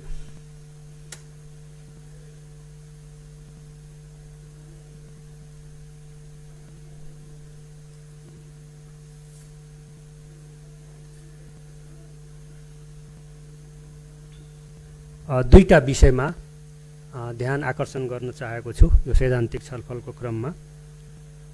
यो राम्रै भएको छ कि 2015 को ऐनलाई अपडेट गर्ने गरी अहिले यो विधेयक आएको छ। यो पुरै पढिसकेपछि दुईटा अलिकति गम्भीर खालको इम्प्रेसन रिफ्लेक्सन चाहिँ हुँदो रहेछ। त्यो नै अलिकति गम्भीर लागेको हुनाले मैले सैद्धान्तिक छलफलको क्रममा त्यो राख्न चाहन्छु। पहिला भन्दाखेरि यो कुरा एकदम सही छ कि नेसनल डिफेन्सका कुराहरू, राष्ट्रिय अखण्डताका कुराहरू जस्ता विषयहरू अत्यन्त संवेदनशील विषयहरू हुन्। यस्ता विषयहरूको तथ्याङ्क उत्पादन, सङ्कलन वा प्रकाशनलाई राज्यले मोनिटरिङ गर्नुपर्छ। त्यसमा कुनै विमति जनाउने ठाउँ रहँदैन। तर खास गरेर सोसियो कल्चरल र इकोनोमिक्स डेटाहरू उत्पादन गर्ने, ट्याबुलेसन गर्ने, प्रशोधन गर्ने र प्रकाशन गर्ने सन्दर्भमा यो ऐन, यो विधेयक अलिकति नियन्त्रणमुखी देखिएको छ र खास गरेर त्यस्ता सेक्टरहरूमा पनि जहाँ अर्थशास्त्रीहरूले काम गर्छन्, समाजशास्त्रीहरूले काम गर्छन्, समाजलाई र अन्तर्राष्ट्रिय समुदायलाई सोसियो इकोनोमिक कल्चरल स्ट्याटिस्टिक्सहरू आवश्यक हुन्छ। त्यस्ता खालका तथ्याङ्क सङ्कलनलाई पनि अलिकति नियन्त्रण गर्ने, वर्जित गर्ने, कुनै कुनै ठाउँमा निषेधित गर्ने गरी यो विधेयक आएको छ। त्यस कारण त्यस्तो हुँदैन। यो कुराको विस्तृत छलफल हामी दफावार छलफलको क्रममा गर्ने नै छौँ। तर त्यो मलाई मेरो पहिलो रिफ्लेक्सन त्यो। दोस्रो रिफ्लेक्सन भन्यो के भन्दाखेरि यो हाम्रो संविधानको अधिकार सूचीको 5, 6, 7 र 8सँग पनि जोडिएको विषय भएको हुनाले यसमा पनि अलिकति केन्द्रको नियन्त्रण बढिरहने गरी र संहिताको मर्मलाई, भावनालाई र प्रावधानलाई अलिकति हस्तक्षेप गर्ने गरी ड्राफ्ट तयार भएको देखिन्छ। त्यसकारण त्यो पाटोमा पनि अलिकति मिलाएर जानुपर्ने हुन्छ। यो दुईटा विषयप्रति म गम्भीर ध्यान आकर्षण गर्न चाहन्छु। धन्यवाद। माननीय रामनारायण बिडारी, समय 3 मिनट। अध्यक्ष महोदय, संसदमा जति विधेयकहरू आउँछन् हरेक विधेयक सरकारले आफूलाई सहज हुने गरी प्रस्तुत गर्दछ। यो स्वाभाविक हो, यो सामान्य कुरा हो। तर मन्त्री कार्यपालिकाको भएको हुनाले व्यवस्थापिकाको कुरामा मन्त्रीले धेरै ध्यान दिइँदैनन्। यो मैले दिएको छु भनेर धाग लाए पनि होइन। त्यसो भएको हुनाले प्रत्येक ऐन, प्रत्येक दफा विधिशास्त्रमा आधारित हुन्छ, सिद्धान्तमा आधारित हुन्छ। दफा त्यसै लेखिँदैन। सूत्रको आधार, सूत्रको रूपमा कानुन बन्छ, त्यहाँ निबन्ध लेख्ने पनि होइन। त्यसो भएको हुनाले सैद्धान्तिक आधारहरू हुन्छन् प्रत्येक दफामा। त्यसो भएको हुनाले संसदमा सैद्धान्तिक छलफल गर्नु पर्या हो। यही सैद्धान्तिक छलफल गर्ने क्रममा सरकारले प्राय जसो सबै ऐनहरूमा, विधेयकहरूमा प्रत्याशित विधान भनेर ल्याएको त्यो सोझै ल्याउँदैन। सरकारले बनाउने कानुन प्रकाशन हुँदैन, सरोकारवालालाई थाहा हुँदैन, लोकतान्त्रिक पद्धति हुँदैन, नोक्करशाही तन्त्र वा ब्युरोक्रेट्समा भर पर्छ। त्यस भएर कानुन बनाउने मुख्य थलो नै संसद भएको हुनाले, कानुन बनाउने मुख्य ठाउँ नै सांसद भएको हुनाले कानुन बनाउनु बढी ध्यान दिनुपर्ने ठाउँ यही हो। संसदको प्रक्रिया पनि सक्रिय भएको देखिन्न, इच्छुक बढी देखिन्न। त्यसैले नामको बारेमा हामीले छलफल गर्छौँ। ऐनको नाम भनेर अध्यक्षज्यू मार्फत चाहिँ यहाँ कुरा हुन्छ। प्रारम्भको दफामा छुट्टै कुरा हुन्छ, दफा जोड्ने कुरा हुन्छ, प्रतिवेदन जोड्ने कुरा हुन्छ, प्रत्यायोजित व्यवस्थाको चाहिँ व्याख्या गर्ने कुरा हुन्छ, आर्थिक टिप्पणीका कुरा हुन्छ। अनि प्रस्तावनाका बारेमा ऐनको सबभन्दा महत्त्वपूर्ण कुरा नै प्रस्तावना हुन्छ। त्यति हुँदाहुँदै हरेक प्रस्तुत विधेयकहरू यही रोगले ग्रस्त छ। जम्मै सरकारलाई अधिकार दिने, सरकारपट्टि पन्छाउने यो गर्ने आएको छ। तथ्याङ्क बेगर कुनै पनि योजना बन्दैन, योजना बेगर कुनै पनि विकास हुँदैन। न्याय बिनाको विकास विनाशै हुन्छ। न्याय हुन संसद बलियो हुनुपर्छ। के तथ्याङ्क गोप्य राख्ने, के तथ्याङ्क घर घरमा व्यक्तिमा पुर्याउने यो प्रश्न विधेयकमा हुनुपर्छ। त्यसो भएको हुनाले यो विधेयक पनि सदनमा यो संसद यो सैद्धान्तिक छलफल गर्ने क्रममा मात्र नभइकन हरेक दफामा अबदेखि आउने विधेयकमा पनि सरकारको ध्यान जाओस्। धन्यवाद। माननीय बेदुराम भुषाल, समय 3 मिनट।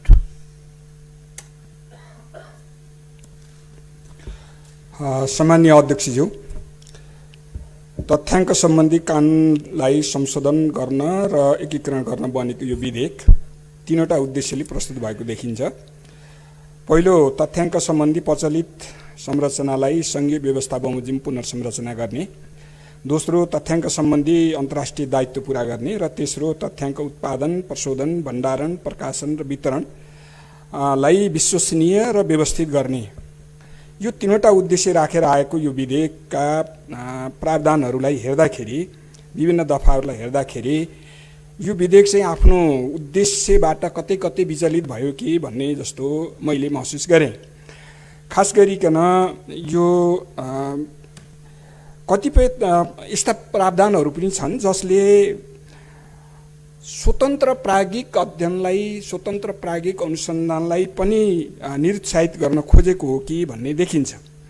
सबै प्रकारका अनुसन्धान गर्नका निम्ति अनुमति लिनुपर्ने र अनुसन्धानबाट प्राप्त तथ्याङ्कहरूको प्रकाशनका निम्ति पनि अनुमति लिनुपर्ने भन्ने खालका व्यवस्थाहरू यहाँ देखिन्छ।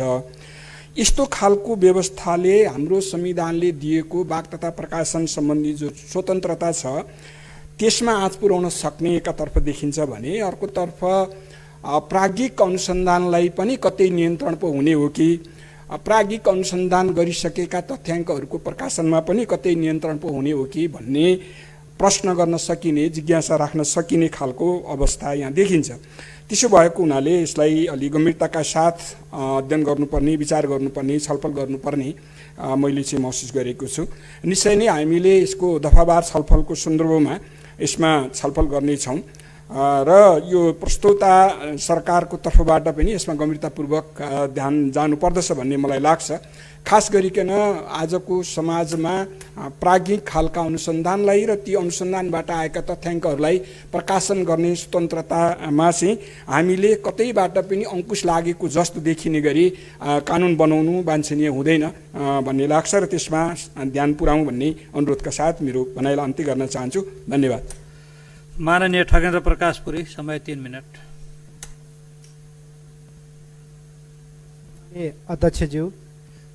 अध्यक्षज्यूको अनुमतिले यो तथ्याङ्क सम्बन्धी कानुनलाई संशोधन र एकीकरण गर्न बनेको विधेयकका सम्बन्धमा संक्षिप्त केही सैद्धान्तिक कुरा राख्ने अनुमति चाहन्छु। यो ऐन कानुन निर्माणका आधार र ढाँचाको हिसाबले मिलेकै देखिन्छ, त्यसमा अन्यथा केही पनि चाहिँ छैन। यो ऐनले एउटा लामो एउटा श्रृङ्खला बोकेको यो ऐन हो। जनगणना ऐन 2013लाई खारेज गरेर तथ्याङ्क ऐन 2015 आयो र यो तथ्याङ्क ऐन 2015 पनि 2018 र 2030 सालमा पहिलो र दोस्रो पटक संशोधन भयो र अन्य ऐनहरूले यसलाई 8 पटक जम्मी यो 10 पटक चाहिँ संशोधन भइसकेको ऐन हो। र अहिले हाम्रो संविधान जारी भइसकेपछि तथ्याङ्क सम्बन्धी हाम्रो संवैधानिक जुन व्यवस्था छ, स्थानीय तहले स्थानीय तहको र खास गरी रोजगारको अवस्थाको सम्बन्धमा तथ्याङ्क राख्नुपर्ने र प्रदेशले प्रदेश तहको तथ्याङ्क राख्नुपर्ने र मुलुकले अन्तर्राष्ट्रिय र राष्ट्रिय मापन र गुणाङ्कलाई समेत ध्यान दिएर तथ्याङ्क राख्ने हाम्रो संवैधानिक व्यवस्था अनुसार र यो तथ्याङ्क ऐन 2015 को प्रस्तावनामा नै यसलाई चाहिँ फेरबदल गर्नुपर्ने अहिलेको आवश्यकता थियो। त्यो यावत आवश्यकतालाई चाहिँ ध्यान दिएर यो विधेयक आएको छ। म सर्वप्रथम यो विधेयकलाई हार्दिक स्वागत र सम्मान गर्न चाहन्छु हाम्रो सदनमा। र खास गरी यसभित्र चाहिँ अन्तर्निहित कुराहरू धेरै कुराहरू चाहिँ मिलेकै छन्, तर मलाई के लाग्छ भने म 2-3टा कुराहरूमा अलिकति ध्यान आकर्षण गराउन चाहन्छु। र यो ऐनमा के छ भने यो तथ्याङ्कले नीति निर्माणमा चाहिँ प्रभाव पार्ने भनेको छ। नीति निर्माणमा प्रभाव पार्ने त हो नै, यसमा अन्यथा चाहिँ छैन। सँगसँगै तथ्याङ्कले नीतिको कार्यान्वयन, स्रोत सङ्कलन र सेवा प्रवाहमा समेत प्रभाव पार्ने भएको हुनाले यसको प्रस्तावनामा पनि केही यी कुराहरू चाहिँ थप गर्नुपर्ने देखिन्छ। र सँगसँगै मैले अघि पनि चर्चा गरेँ कि यो हाम्रो संवैधानिक व्यवस्था अनुसार संविधान अनुकूलन बनाउने ढङ्गले पनि यो विधेयक आएका कारणले यो विधेयकका कतिपय दफाहरूले चाहिँ के दिन्छ त भन्दाखेरि फेरि पनि एउटा केन्द्रीयताकै झल्को चाहिँ दिन्छ। जस्तो कि यहाँ के भनिएको छ भने नेपाल सरकारको स्वीकृतिमा प्रदेश र स्थानीय तहका कर्मचारीलाई तथ्याङ्क कार्यालय र को तथ्याङ्क प्रमुखले चाहिँ काममा लगाउने छ भन्ने जस्ता चाहिँ कुराहरू चाहिँ यहाँ राखिएका छन्। हाम्रो संवैधानिक व्यवस्था चाहिँ के हो त भन्दाखेरि सङ्घ, प्रदेश र स्थानीय तह बीचको सम्बन्ध चाहिँ सहकारिता, सहअस्तित्व र समन्वयको सिद्धान्तमा आधारित हो। त्यसकारण हाम्रा ऐन कानुनहरूले पनि यो सहकारिता, समन्वय र सहअस्तित्वका कुराहरू विधेयकमा, ऐनमा देखिन चाहिँ जरुरी छ। यी कुराहरूको पनि आवश्यक चाहिँ यो ऐनमा प्रबन्ध हुन सक्यो भने यसमा चाहिँ एउटा यो ऐन एउटा अलि पूर्ण चाहिँ हुनेछ र यो ऐनलाई हामी संशोधनको माध्यमबाट यसलाई एउटा भरण पोषण गर्नका लागि हामीले आफ्नो योगदान गर्ने नै छौँ। म अहिले यति नै कुराहरू राखेर आफ्नो भनाइ टुङ्ग्याउन चाहन्छु। धन्यवाद। माननीय अनिता देवकोटा, समय 3 मिनट।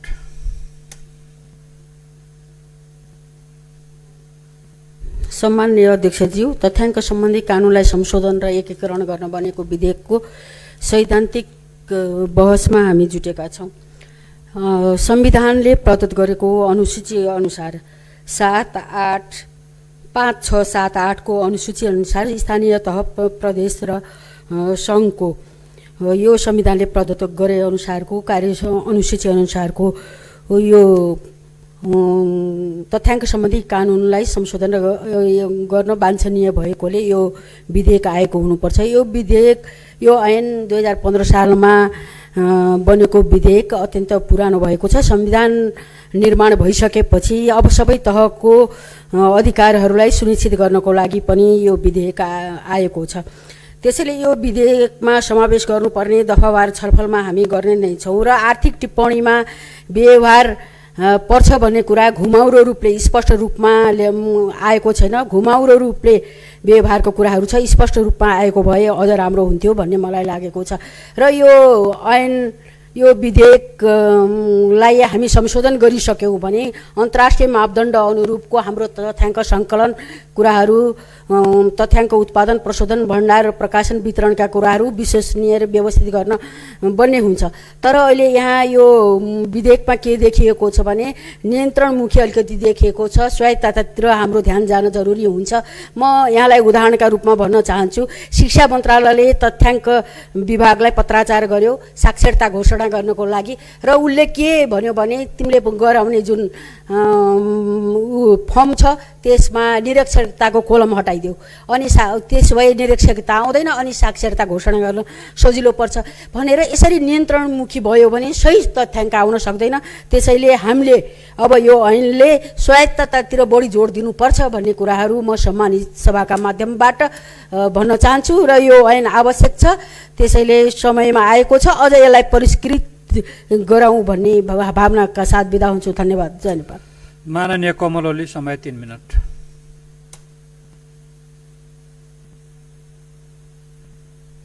सम्माननीय अध्यक्ष महोदय, हाम्रो संविधानले पनि सबै तहलाई केही न केही क्षेत्रको तथ्याङ्कको कार्य गर्ने जिम्मेवारी दिएको छ। कुनै साझा अधिकारमा छन् र कुनै एकल अधिकारतिर पनि छ। त्यसलाई पनि नियमन गर्नको लागि पनि यो विधेयकको आवश्यकता थियो, जसले पनि जसरी पनि जस्तो किसिमले पनि तथ्याङ्क उत्पादन गर्दाखेरि आफूले तोकेको परिभाषाबाट गरिएको तथ्याङ्कमा एकरूपता हुँदैन, भोलि गएर तथ्याङ्क तुलना गर्न योग्य हुँदैन। त्यसैले माथिदेखि तलसम्म एउटै स्ट्यान्डर्ड, एउटै परिभाषामा तथ्याङ्क सङ्कलन गर्न यो विधेयकले ध्यान दिएको मैले पाएकी छु।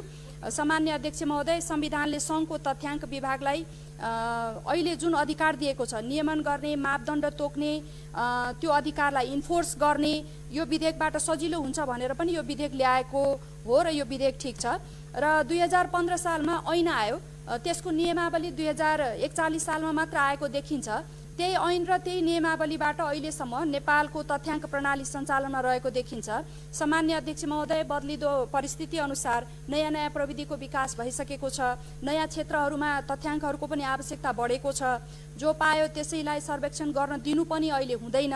हाम्रो नेपालमा विभिन्न निकायले विभिन्न तथ्याङ्कहरू उत्पादन गरिरहेका छन्, मन्त्रालयहरूबाट पनि तथ्याङ्क उत्पादन भइरहेका छन्, तथ्याङ्क विभागबाट पनि तथ्याङ्क उत्पादन भइरहेका छन्।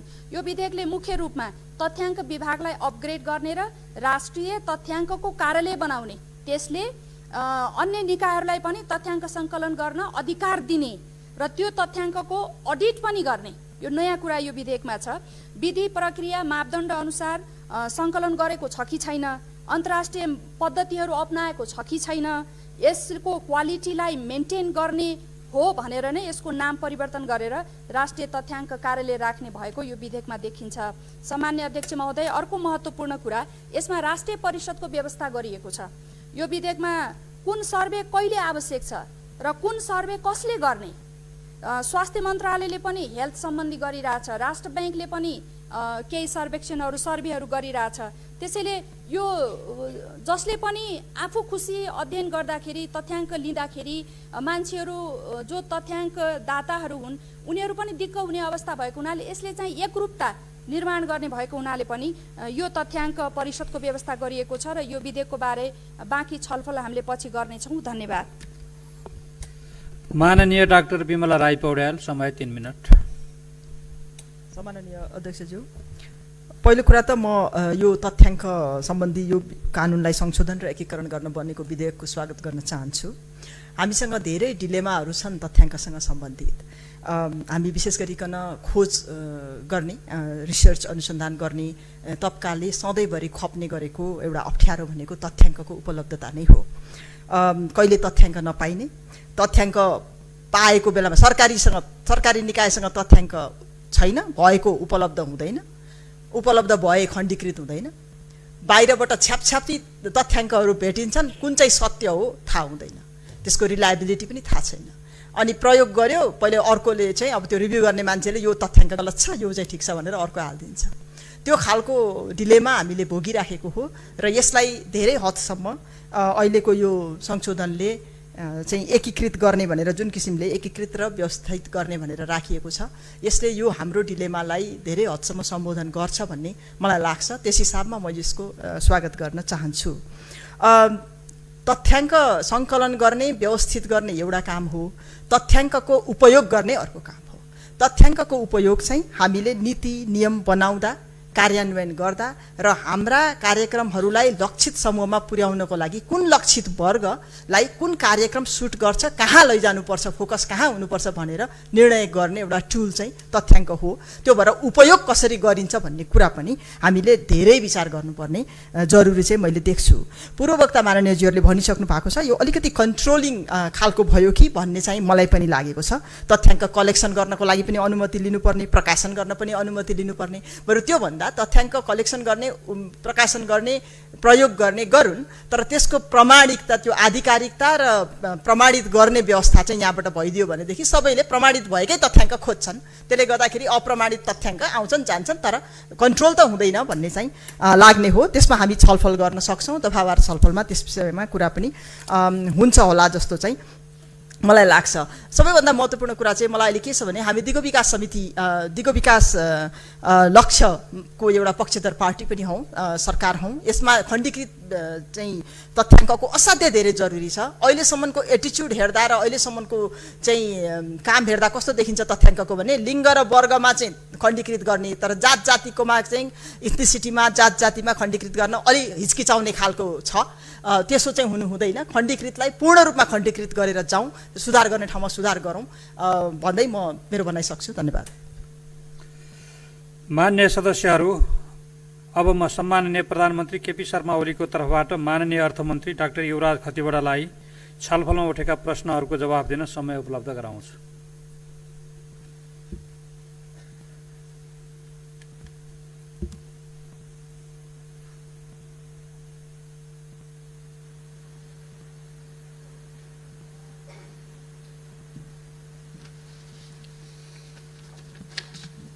सम्माननीय अध्यक्ष महोदय, तथ्याङ्क विधेयक 2076 माथि विचार गरियोस् भन्ने प्रस्तावमा सैद्धान्तिक छलफलमा भाग लिनुहुने मान्य सदस्यज्यूहरूलाई धन्यवाद।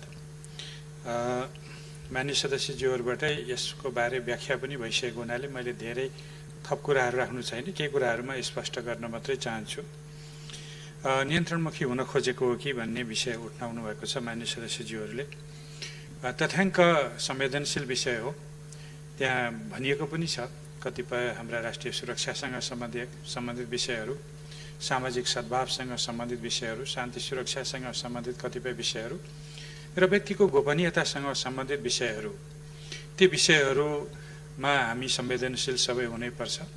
खास गरी तथ्याङ्क सङ्कलन गर्दा, चाहे त्यो जनगणना होस्, चाहे त्यो अरू जीवन निर्वाह सर्वेक्षण होस्, चाहे त्यो स्वास्थ्य सर्वेक्षण होस्, त्यहाँ के भनिएको हुन्छ भने तपाईबाट सङ्कलित सूचना तपाईँको व्यक्तिगत विवरण गोप्य राखेको हुन्छ भनेर फर्ममै लेख्नुपर्छ र एकीकृत गरिएका प्रशोधित तथ्याङ्क मात्रै सार्वजनिक गरिन्छ, कसैको व्यक्तिगत विवरण प्रकाशित गरिँदैन। त्यो बाचा र त्यो प्रतिबद्धताका साथ मात्रै तथ्याङ्कहरू विवरणहरू सङ्कलन गरिन्छ। अब यसलाई नियन्त्रणमुखी भन्नतिर हामी लाग्यौँ भने वैयक्तिक स्वतन्त्रता र गोपनीयताको हकको विषयमा पनि हामीले सोच्नुपर्छ र त्यो कायम राखिएन भने तथ्याङ्क सङ्कलनै गर्न सकिँदैन। तर यो भनेर फेरि प्राज्ञिक अनुसन्धान गर्ने व्यक्तिहरूले सङ्कलन गर्ने तथ्याङ्कहरूको बारेमा पनि ठ्याक्कै व्यक्तिगत विवरण लिएको छ भने यो मेरो प्राज्ञिक कामको लागि मात्रै उपयोग हुनेछ, तपाईँको व्यक्तिगत विवरण प्रकाशित गरिँदैन भन्ने त्यो कमिटमेन्टसहित ल्याएको छ भने त्यसै अनुसार गर्नुपर्छ। र यदि प्राज्ञिक अनुसन्धान अध्ययन गर्दाखेरि कुनै तथ्याङ्क तोडमडोड हुने स्थिति बन्यो भने व्यक्तिगत रूपमा अथवा कुनै किसिमको सामाजिक क्लस्टरको रूपमा खण्डीकृत रूपमा व्याख्या गर्न नमिल्ने तथ्याङ्कहरू त्यसको व्याख्या गर्न खोजियो भने त्यसले गलत अर्थ दिन्छ। उदाहरणको लागि म आफै तथ्याङ्कमा काम गरेको हुनाले एउटा उदाहरण दिन्छु। 1996 को जीवन निर्वाह सर्वेक्षण गर्दाखेरि थोरै परिवारको सर्वेक्षण भयो। त्यसमा एउटा कुनै खास जाति विशेषको 2टा परिवार मात्रै पर्नुभयो र त्यो 2टा परिवारको आधारबाट मुलुकभरिमा त्यो जाति चाहिँ विकासमा सबैभन्दा पछि परेको भनेर निर्क्युल निकालियो। जनसङ्ख्यामा झन्डै 1.5-2% अंश भएको त्यो जनसङ्ख्या हो। सर्वेक्षणमा 2टा परिवार मात्रै पर्यो र त्यसलाई लिएर अत्यन्त धेरै व्याख्या हुन थाल्यो। त्यसो हुनाले कहिलेकाहीँ तथ्याङ्कहरूलाई प्राज्ञिक प्रयोजनको लागि उपयोग गर्दाखेरि पनि धेरै खण्डीकृत रूपमा जान खोज्यो भने यो मिल्दैन है, यसको विश्वसनीयता हुँदैन है भनेर रोक्नुपर्ने स्थिति पनि आउँछ। तर सामान्यतः समाजमा यस्तो छ, विकासको अवस्था यस्तो छ, विभेदको अवस्था यस्तो छ भनेर सामान्यकृत जानकारी दिने कुराहरूको लागि र त्यो प्राज्ञिक उन्नयनका लागि गरिएका, अनुसन्धानका लागि गरिएका, नीति निर्मातालाई सहयोगी गर्ने गरी तयार गरिएका तथ्याङ्कको विषयमा सरकारले त्यसरी सोच्दैन, सोच्नु पनि हुँदैन। अहिले हामी खुला समाजमा छौँ, लोकतान्त्रिक परिपाटीमा छौँ र सूचनाको हक छ, जानकारीको हक छ। यी सबै हकहरूको सम्मान गरिरहँदा त्यस्ता नियन्त्रण गर्ने कुराहरू स्वतः सीमित हुन्छन्। यो मान्य सदस्यज्यूहरूलाई म विश्वस्त तुल्याउन चाहन्छु। दोस्रो विषय संहिताको सन्दर्भमा तथ्याङ्क सङ्कलन। अहिले अत्यन्त ठुलो समस्या यही छ। मान्य सदस्यज्यूहरूले मलाई सोधिरहनु भएको छ, कृषिको बजेट खोइ, स्वास्थ्यको बजेट खोइ, वनको बजेट खोइ, तल निक्षेपण भइगएका, तल हामीले जिम्मेवारी र अधिकार दिएका बजेटहरूको त्यसको विवरण अहिलेसम्म हामीले प्राप्त गरेका छैनौँ। त्यसो हुनाले अधिकार प्रदेश र स्थानीय तहमा बाँडिएको छ, तर त्यहाँ काम पनि भएको छ, त्यसको प्रगति एकीकृत ढङ्गले हामीले लिन सकेका छैनौँ। यतिसम्म कि खर्चको एकीकृत विवरण लिनको लागि हाम्रा लेखापाल साथीहरू, महालेखा नियन्त्रक कार्यालयको मान्छे एक अफिसमा गएर तथ्याङ्क लिएर आउनुपर्ने स्थिति बन्यो अघिल्लो वर्षको आन्तरिक लेखा परीक्षणको आधारबाट एकीकृत लेखाको विवरण बनाउनलाई। त्यस्तो स्थिति नहोस् र मुलुकको तिनै तहका सरकारले गरेका कामहरूको विवरण आउन सकोस्, यसमा तथ्याङ्कको संयोजन होस् र अब स्थापना हुने अहिले केन्द्रीय तथ्याङ्क विभाग छ, अब स्थापना हुने त्यो राष्ट्रिय चाहिँ तथ्याङ्क कार्यालयले त्यो क्षमतासहित काम गरोस् र एकीकृत ढङ्गले जाओस्। मान्य सदस्यहरूले अझ राम्रो व्याख्या गर्नुभएको छ, त्यही ढङ्गले यसलाई अघि बढाउन खोजिएको। अब अलिकति प्रस्तावमा केही कुराहरू मिलेनन् कि भन्ने कुरा छ, कतिपय केही कुराहरू अझ मिलाउन सकिन्छ। यो त यसको चाहिँ छलफल चाहिँ संसदले गरेर यसलाई अझ परिष्कृत, परिमार्जित र समृद्ध बनाउन सकिने ठाउँ त बाँकी नै छ। त्यसमा मैले चाहिँ त्यति धेरै अहिले डिफेन्ड गर्नुपर्ने स्थिति छैन। एउटा लागतको प्रसङ्ग उठाउनु भएको छ मान्य सचिवले। प्रविधिको प्रयोग, विधिको प्रयोग, तथ्याङ्क कति खण्डीकृत ढङ्गले सङ्कलन गर्ने हो त्यसको आधारबाट लागत अनुमान गर्नुपर्ने हुनाले अहिले नै यति नै लागत लाग्छ भन्न सकिँदैन र कुनै खास परिस्थितिमा खास प्रकारले तथ्याङ्क सङ्कलन गर्नुपर्ने हुन्छ जुन हामीले अनुमानै गरे हुँदैनौँ।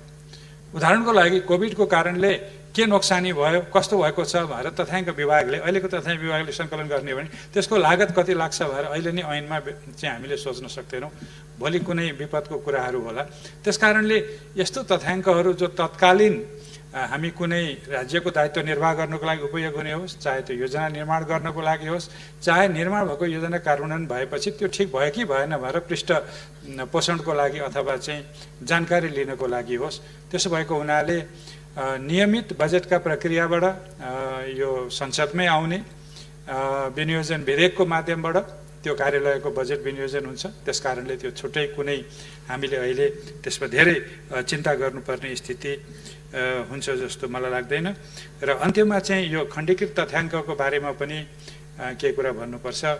दिगो विकास लक्ष्यले 5-6वटा वर्गीकरणबाट तथ्याङ्क सङ्कलन गर्नु भन्छ। मान्छेको उमेरको हिसाबले, मान्छेको शारीरिक अवस्थाको हिसाबले, मान्छेको कहाँ बस्या छ भौगोलिक अवस्थाको हिसाबले, आयको हिसाबले र हाम्रो जस्तो क्षेत्रमा भन्ने हो भने एउटा जातीय हिसाबले समेत सङ्कलन गर्नु मन छ। त्यसो गर्दा एउटा परिवारको तथ्याङ्क 5-6 खण्डमा लानुपर्ने हुन्छ र जनगणना जस्तो विषय जुन अहिले आगामी वर्ष त्यसको काम अघि बढाइनेछ भनेर मैले विनियोजन विधेयकमा भनेको छु।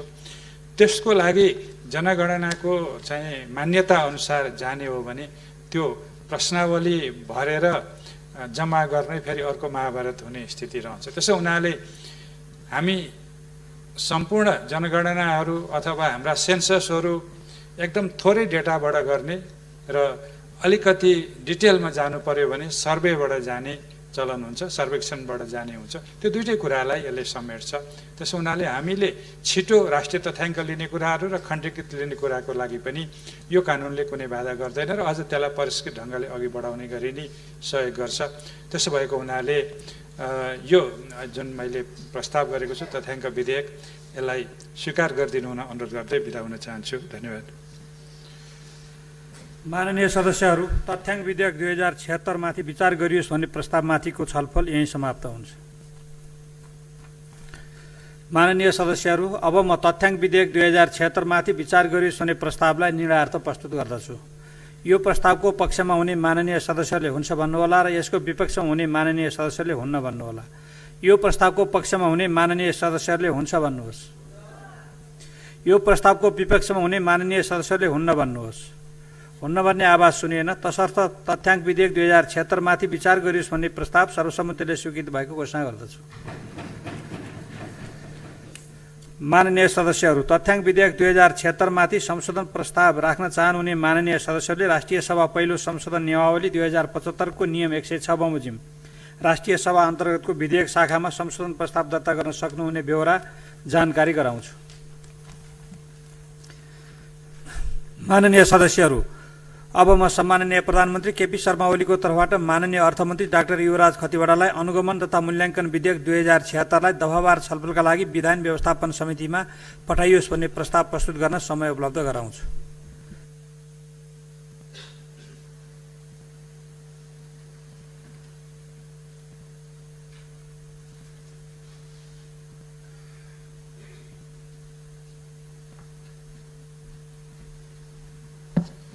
सम्माननीय अध्यक्ष महोदयको अनुमतिले अनुगमन तथा मूल्याङ्कन विधेयक 2076 लाई दफावार छलफलका लागि विधान व्यवस्थापन समितिमा पठाइयोस् भन्ने प्रस्ताव सभा समक्ष पेश गर्दछु। धन्यवाद।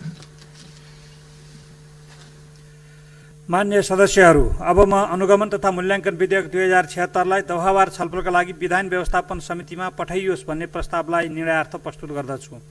यो प्रस्तावको पक्षमा हुने माननीय सदस्यहरूले हुन्छ भन्नुहोला र यसको विपक्षमा हुने माननीय सदस्यहरूले हुन्न भन्नुहोला। यो प्रस्तावको पक्षमा हुने माननीय सदस्यहरूले हुन्छ भन्नुहोस्। यो प्रस्तावको विपक्षमा हुने माननीय सदस्यहरूले हुन्न भन्नुहोस्। हुन्न भन्ने आवाज सुनिएन, तसर्थ अनुगमन तथा मूल्याङ्कन विधेयक 2076 लाई दफावार छलफलका लागि विधान व्यवस्थापन समितिमा पठाइयोस् भन्ने प्रस्ताव सर्वसम्मतिले स्वीकृत भएको घोषणा गर्दछु। माननीय सदस्यहरू, अब अर्को बैठक 2077 जेठ 23 गते बिहान 11 बजे बस्ने गरी यो बैठक स्थगित हुन्छ।